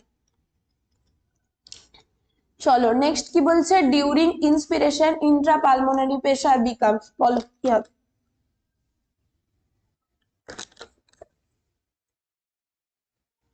ডিউরিং ইন্সপিরেশন কি হবে, ডিউরিং ইন্সপিরেশন অবশ্যই লেস দেন হবে, লেস দেন অ্যাটমসফিয়ারিক প্রেসার। যদি এক্সপিরেশন বলে তখন এটা অ্যান্সার হবে কোনটা বলো তো, সেকেন্ড ডেটটা, এটা অ্যান্সার হবে। নেক্সট দেখো কি বলেছে, the Hering Breuer reflex prevents. Hering Breuer মানে কি, এই যে আমরা বলছি ইন্সপিরেশন এক্সপিরেশনের টাইমে লাংস ইনফ্লেট হচ্ছে ডিফ্লেট হচ্ছে, লাংস এর ক্যাপাসিটিটা বাড়ছে, ভলিউমটা বাড়ছে, ক্যাপাসিটি তো বাড়ে না, ক্যাপাসিটি টোটাল লাং ক্যাপাসিটি ওটা মেনটেন থাকে, ফিক্স থাকে, ক্যাপাসিটি বলবে না, কি বলবে ভলিউমটা বাড়ছে, যেটা আমাদের টোটাল আমাদের লাং, যে আমাদের ফুসফুসের ভেতরের যে ক্যাভিটিটা সেই জায়গাতে ভলিউমটা ইনক্রিজ হচ্ছে, কমছে, প্রসারিত হচ্ছে, সংকুচিত হচ্ছে। তাহলে অতিরিক্ত প্রসারণ যাতে না হয়, মানে ইনফ্লেট হতে হতে এমন যে বাইরের থেকে বাতাস নিতেই থাকছে, বাতাস নিতেই থাকছে, লাংস এরকম ভাবে তো পুরোপুরি ভাবে পুরো ফুলে যেত, তখন তো আর লাংস স্বাভাবিকভাবে কাজ করতে পারতো না। তাহলে এই যে ওভার ইনফ্লেশন, অতিরিক্ত যাতে প্রসারিত না হয়ে যায়, সবই ভালো, প্রসারিত হওয়াও ভালো, সব বলে না যে বাড়াও ভালো কমাও ভালো, অতিরিক্ত কোনো কিছু বেড়ে যাওয়া ভালো না, অতিরিক্ত কমে যাওয়াও ভালো না।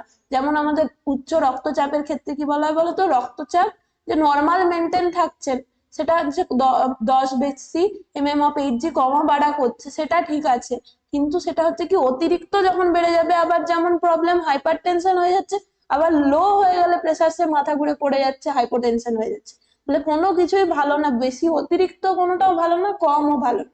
তাহলে কি মনে রাখবে যে অতিরিক্ত প্রসারণটাকে প্রতিরোধ করবে সেই যে রিফ্লেক্সটা, তাকে কি বলা হয় হেরিং ডিওয়ার রিফ্লেক্স। চলো এরপরে আমরা ক্যাটাগরি 2 এর কোশ্চেন আলোচনা করব কয়েকটা। আশা করছি এই কোশ্চেন্স গুলো তোমাদের জন্য খুবই হেল্পফুল হচ্ছে। অবশ্যই কমেন্ট সেকশনে জানাবে, তোমাদের ফিডব্যাক জানাবে, কোনো ডাউট থাকলে অবশ্যই জানাবে। আর তোমাদের কাছে শুধু একটাই রিকোয়েস্ট, একটুখানি লাইক করে দেবে ভিডিওটা, তাহলে পরবর্তী ভিডিওগুলো, পরবর্তী আরো এরকম ইম্পর্টেন্ট ক্লাসগুলো আমরা নিয়ে আসবো। চলো পরের কোশ্চেন দেখো, ক্যাটাগরি 1 এর ফার্স্ট কোশ্চেন বলো। তাহলে আমরা রাইট শিফট লেফট শিফট, এটা তোমরা অ্যান্সার করবে, এটা তোমাদের জন্য হোমওয়ার্ক, এটা আশা করছি সবাই পারবে, এটার অ্যান্সার তোমাদের জন্য হোমওয়ার্ক। পরের কোশ্চেন যাই, চলো। Which of the following occurs during inspiration? ইন্সপিরেশনের টাইমে কি কি হয়? ইন্সপিরেশনের টাইমে ডায়াফ্রাম বলছি, কি হবে? ডায়াফ্রাম সংকুচিত হবে, লাংস থেকে বের হয় না, এটা তো হবে না। ইন্ট্রাপালমোনারি প্রেসার কি বলেছে, মুভস আউট অফ দ্য ইন্সপিরেশনের টাইমে আছে।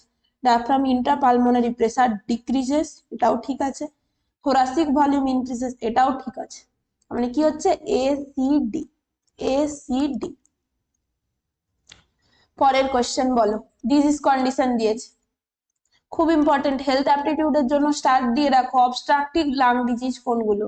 অবস্ট্রাকটিভ মানে কি, এই যে শ্বাসবায়ু যাচ্ছে সেটা ঠিকঠাক ভাবে আমাদের লাংস এর মধ্যে, ফুসফুসের যে অ্যালভিওলাই গুলো যদি ঠিকঠাক ভাবে কাজ করতে না পারে, গ্যাসের আদান প্রদান ঠিকঠাক ভাবে না হয়, কোনো জায়গায় যদি বাধা পায়, তাহলে তাকে বলা হয় কি অবস্ট্রাকটিভ লাং ডিজিজ। তাহলে কি কি হবে? একটা তো পড়েইছো তোমরা, COPD, chronic obstructive pulmonary disease. তার মধ্যে কি কি পড়ে? ক্রনিক ব্রঙ্কাইটিস, এমফাইসিমা, এই দুটো তো হবেই, তার সাথে সাথে মনে রাখবে এমফাইসিমা।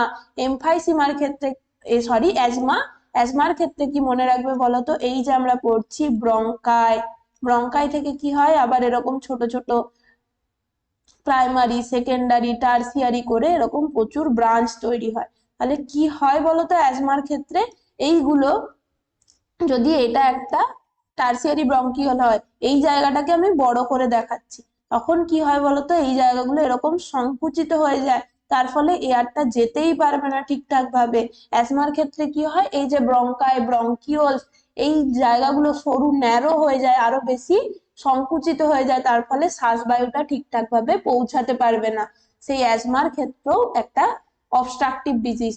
কিন্তু এই পালমোনারি ফাইব্রোসিস মানে কি মনে রাখবে? পালমোনারি ফাইব্রোসিস এটা হচ্ছে রেস্ট্রিকটিভ লাং ডিজিজ, এটা কিন্তু অবস্ট্রাকটিভ না। মানে এই অবস্ট্রাকটিভ মানে কি কোনো জায়গায় বাধা পাচ্ছে, এই যে রেসপিরেটরি প্যাসেজের মধ্যে, রাস্তার মধ্যে অ্যালভিওলাই পর্যন্ত যে শ্বাসবায়ু পৌঁছাবে, সে রাস্তার মধ্যে কোথাও বাধা পাচ্ছে। আর রেস্ট্রিকটিভ মানে কি কোনো বাধা পাচ্ছে না, তবুও যদি ফাইব্রোসিস হয়ে যায়, মানে কি এই যে অ্যালভিওলাই গুলো, এই জায়গাতে ফাইব্রাস টিস্যু জমা হয়ে যায়। তাহলে ফাইব্রাস টিস্যু যদি জমা হয়ে যায়, এই যে এটা প্রসারিত হচ্ছিল, সংকুচিত হচ্ছিল, তার যে ইলাস্টিসিটিটা সেটা আর থাকে না। ফাইব্রাস হয়ে যাওয়া মানে কি ওইখানে প্রচুর পরিমাণে ফাইব্রিন ডিপোজিট হয়ে গেছে, তার জন্য যে নর্মাল তার সংকোচন প্রসারণ ক্ষমতাটা ঠিকঠাক ভাবে থাকে না, তখন সেটা হচ্ছে রেস্ট্রিকটিভ, মানে রেস্ট্রিকশন দিচ্ছে, বাধা দিচ্ছে তার সংকোচন প্রসারণটা, তখন সেটা পালমোনারি ফাইব্রোসিসের ক্ষেত্রে মনে রাখবে রেস্ট্রিকটিভ ডিজিজ, আর তার রাস্তার মধ্যে যদি কোথাও বাধা পায় সেটা হবে অবস্ট্রাকটিভ ডিজিজ। নেক্সট বলো যে, এটা খুব ভালো কোশ্চেন, দেখো কোশ্চেনের ভাষাটাকে ভালো করে বোঝো। Unloading, loading, unloading. লোড করা মানে কি, যুক্ত করছে অক্সিজেন অ্যালভিওলাস থেকে যখন আসছে অক্সিহিমোগ্লোবিন তৈরি হচ্ছে তখন সেটা হচ্ছে লোডিং। আনলোডিং মানে কি, এই যে দেখবে ট্রাকের মধ্যে বিভিন্ন জিনিসপত্র লোড করা হয়, তারপর যে জায়গায় তার ওই জিনিসগুলো পৌঁছানোর কথা ছিল সেখানে গিয়ে কি করে, আনলোড করে দেয়। তাহলে আনলোড করবে কোথায়, আনলোড করবে টিস্যুতে গিয়ে। তাহলে টিস্যুতে গিয়ে যখন আনলোড করবে তখন কি কি হবে, অক্সিজেন যাতে অক্সিহিমোগ্লোবিন হিসেবে এসেছিল টিস্যুতে দিয়ে দেয়। তখন কোন কোন কন্ডিশন গুলো যদি থাকে তাহলে এই প্রসেসটা হবে, মানে অক্সিজেন ডিসোসিয়েট হচ্ছে। কন্ডিশনটা বুঝবে, আনলোড করে দিচ্ছে টিস্যুতে, আনলোড করে দেওয়া মানে কি, এই HbO2টা কমে যাচ্ছে। HbO2 কমা মানে কি, আলটিমেটলি এটা ইন্ডিকেট করছে, কোশ্চেনটা আলটিমেটলি জানতে চাইছে যে রাইট শিফট কোন ক্ষেত্রে, কোন কন্ডিশন গুলোর ক্ষেত্রে রাইট। কিন্তু কোশ্চেনটা দেখো কিভাবে দিয়েছে, অক্সিজেন আনলোডিং কে বাড়াচ্ছে। অক্সিজেন আনলোডিং বাড়বে মানে কি, অক্সিজেন আরো বেশি ওখানে ছেড়ে দেবে। অক্সিজেনকে যদি ছেড়ে দেয় মানে সেটা রাইট সাইডে শিফট করবে, ডিসোসিয়েট করছে। তাহলে সেই ক্ষেত্রে কোন কোন কন্ডিশনে, increase H plus concentration, increase CO2, increase temperature, এটা হবে BCD। দেখো তোমরা জানো হয়তো অ্যান্সারটা সবাই, রাইট শিফট যদি বলে দিত অ্যান্সার সবাই করে দিতে, কিন্তু কোশ্চেনের ভাষাটা দেখো কিভাবে দিয়ে দিয়েছে, যে অক্সিজেনকে আনলোড করছে মানে অক্সিজেনকে ওই জায়গায় ছেড়ে দিচ্ছে, মুক্ত অক্সিজেনকে বলছে যাও টিস্যু তুমি ইউজ করো, আমি বয়ে নিয়ে এসেছি অক্সিজেনকে অ্যালভিওলাস থেকে নিজের ক্যারি করে নিয়ে এসেছি, এরপর টিস্যুকে ছেড়ে দিল তার ইউজ করার জন্য।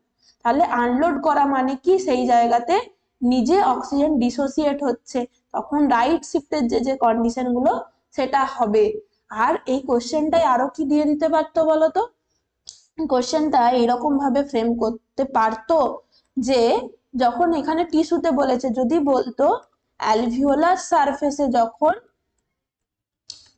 অক্সিজেনের লোডিং হচ্ছে, অক্সিজেন লোডিং, তখন কোন কোন কন্ডিশন গুলোতে হবে, তখন কোন কোন কন্ডিশন গুলো মনে রাখবে, লেফট শিফটের যে কন্ডিশন গুলো ছিল সব কন্ডিশন গুলো এখানে লিখে দেবে, তাহলেই হয়ে যাবে অক্সিজেন লোড হবে। সেই ক্ষেত্রে অক্সিজেন বেশি ভালো করে হিমোগ্লোবিনের সাথে যুক্ত হবে, সেই প্রসেসটাকে বলছি কি আমরা লোডিং। নেক্সট কি বলেছে দেখো, carbon dioxide is transported in the blood in which form, এটা অলরেডি করেছি, ডিজলভ ইন প্লাজমা, প্লেটলেটের সাথে কিন্তু বাউন্ড করে হয় না, বাইকার্বনেট হিসেবে হয়। আর কি হয়, কার্বামিনো হিমোগ্লোবিন, কার্বক্সি কিন্তু না, এই যে COHB কে আমরা বলছিলাম কি কার্বক্সি হিমোগ্লোবিন, এটা হচ্ছে কার্বক্সি। আর যখন কার্বন ডাইঅক্সাইডের সঙ্গে যুক্ত হবে তখন তার নাম কি, কার্বামিনো।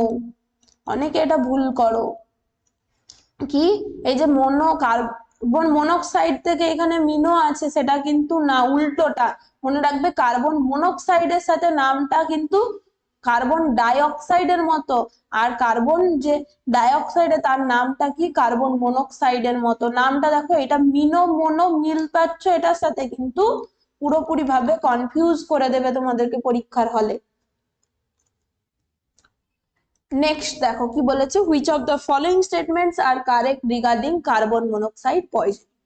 কার্বন মনোক্সাইড পয়জিং এর ক্ষেত্রে কি হবে, এটা তো হবেই, অলরেডি পড়লাম, CO বাইন্ড করবে strongly with haemoglobin, oxygen carrying capacity decrease হয়ে যাবে, HbO2 পরিমাণটা প্রায় নেই বললেই চলে, একদম ডিক্রিজড হয়ে যাচ্ছে। টিস্যু হাইপক্সিয়া হবে, এটাও বলেছি। Arterial PO2 markedly decreases, arterial PO2 markedly decreases. আর্টারির মধ্যে মানে যেটার মধ্যে অক্সিজেনেটেড ব্লাড যাচ্ছে সেখানের মধ্যে partial pressure of oxygen decrease হবে, এটাও হবে, কিন্তু এটাও হবে, সবগুলোই হবে আমার মনে হচ্ছে। তাও আরেকবার দেখে নিয়ে দাঁড়াও, কার্বন মনোক্সাইড বাইন্ড করবে স্ট্রংলি উইথ হিমোগ্লোবিন, ঠিক আছে। অক্সিজেন ক্যারিং ক্যাপাসিটিটা ডিক্রিজ হয়ে যাচ্ছে, এটাও ঠিক আছে। টিস্যু হাইপক্সিয়া হবে, যদি অক্সিজেন না যায় টিস্যু হাইপক্সিয়া হবে, ঠিক আছে। আর্টেরিয়াল PO2 মানে আমাদের যে ধমনীর মধ্যে যেখানে অক্সিজেনেটেড ব্লাড যাবে সেখানের মধ্যে অক্সিজেন যদি কম থাকে তাহলে তার পার্সিয়াল প্রেসারটাও কম হবে, সবগুলোই হবে, ABCD সব হবে। নেক্সট দেখো কি বলেছে, which of the following are the components of the vital capacity. বলে ফেলো, এটা অলরেডি লিখিয়ে এলাম তোমাদের একটু আগে। ভাইটাল ক্যাপাসিটির পার্ট কোনগুলো কোনগুলো? ভাইটাল ক্যাপাসিটি মানে কি কি পড়েছিলে? ভাইটাল ক্যাপাসিটির মধ্যে শুধুমাত্র রেসিডুয়াল ভলিউমটা ছিল না, টিভি ছিল, ইআরবি ছিল, আইআরবি ছিল, তাই না? কোনটা কোনটা হবে? এইটা হবে, এইটা হবে, আর কোনটা? এইটা। হুম, এইটা শুধু হবে না, এটা টোটাল লাং ক্যাপাসিটির মধ্যে অ্যাড, তার মানে ABD, তাই তো? বলো, এটার ভলিউমটা মনে আছে 4600, এরকম 4500, 4600। তাহলে আশা করছি আজকের ক্লাসে এটাই আমাদের লাস্ট কোশ্চেন ছিল। থ্যাংক ইউ সবাইকে আজকের ক্লাসটা মন দিয়ে অ্যাটেন্ড করার জন্য। এবং অবশ্যই আজকের ক্লাসে খুবই গুরুত্বপূর্ণ জায়গা থেকে তোমাদের হেলথ অ্যাপটিটিউডের জন্য খুবই গুরুত্বপূর্ণ ধরে রাখো লাংস এর যে ডিজিজ গুলো, রেসপিরেটরি বিভিন্ন ভলিউম, রেসপিরেটরি ক্যাপাসিটি, বিভিন্ন inspiration process, expiration process related, কোনটা কখন বাইকার্বনেট হিসেবে থাকছে, কিভাবে শিফট হচ্ছে, সমস্ত কিছুর যে থিওরি পার্টটা যদি আজকের ক্লাসটা করো, তারপরে কমেন্ট সেকশনে তোমরা ফিডব্যাকে জানাবে তো যে পুরো থিওরিটা কি তোমাদের রিভিশন হলো না, থিওরির একটা পার্ট এরকম নেই তোমরা বলতে পারবে যে এই ক্লাসটার মাধ্যমে হয়নি। প্লাস দেখো তোমরা প্রায় কটা, প্রায় আমরা এদিকে 7টা, ওখানে মোটামুটি 30-32টা কোশ্চেন, প্রায় 40টার কাছাকাছি MCQ প্র্যাকটিস করলাম, তার সাথে সাথে থিওরি পুরোটা ডিটেলসে কিন্তু যতটুকু দরকার তোমাদের কুইক রিভিশনের জন্য পুরোটাই চেষ্টা করেছি তোমাদের ভাষায় ইজিলি বোঝানোর। তাহলে সবাই একটুখানি ক্লাসটা লাইক করে দেবো এবং অবশ্যই ডাউট থাকলে কমেন্ট সেকশনে জানাবে। এইভাবে প্রত্যেকটা ক্লাস করতে থাকো এবং তোমাদের পরীক্ষার প্রিপারেশন খুব ভালোভাবে নিতে থাকো। চলো টাটা, পরের ক্লাসে দেখা হচ্ছে।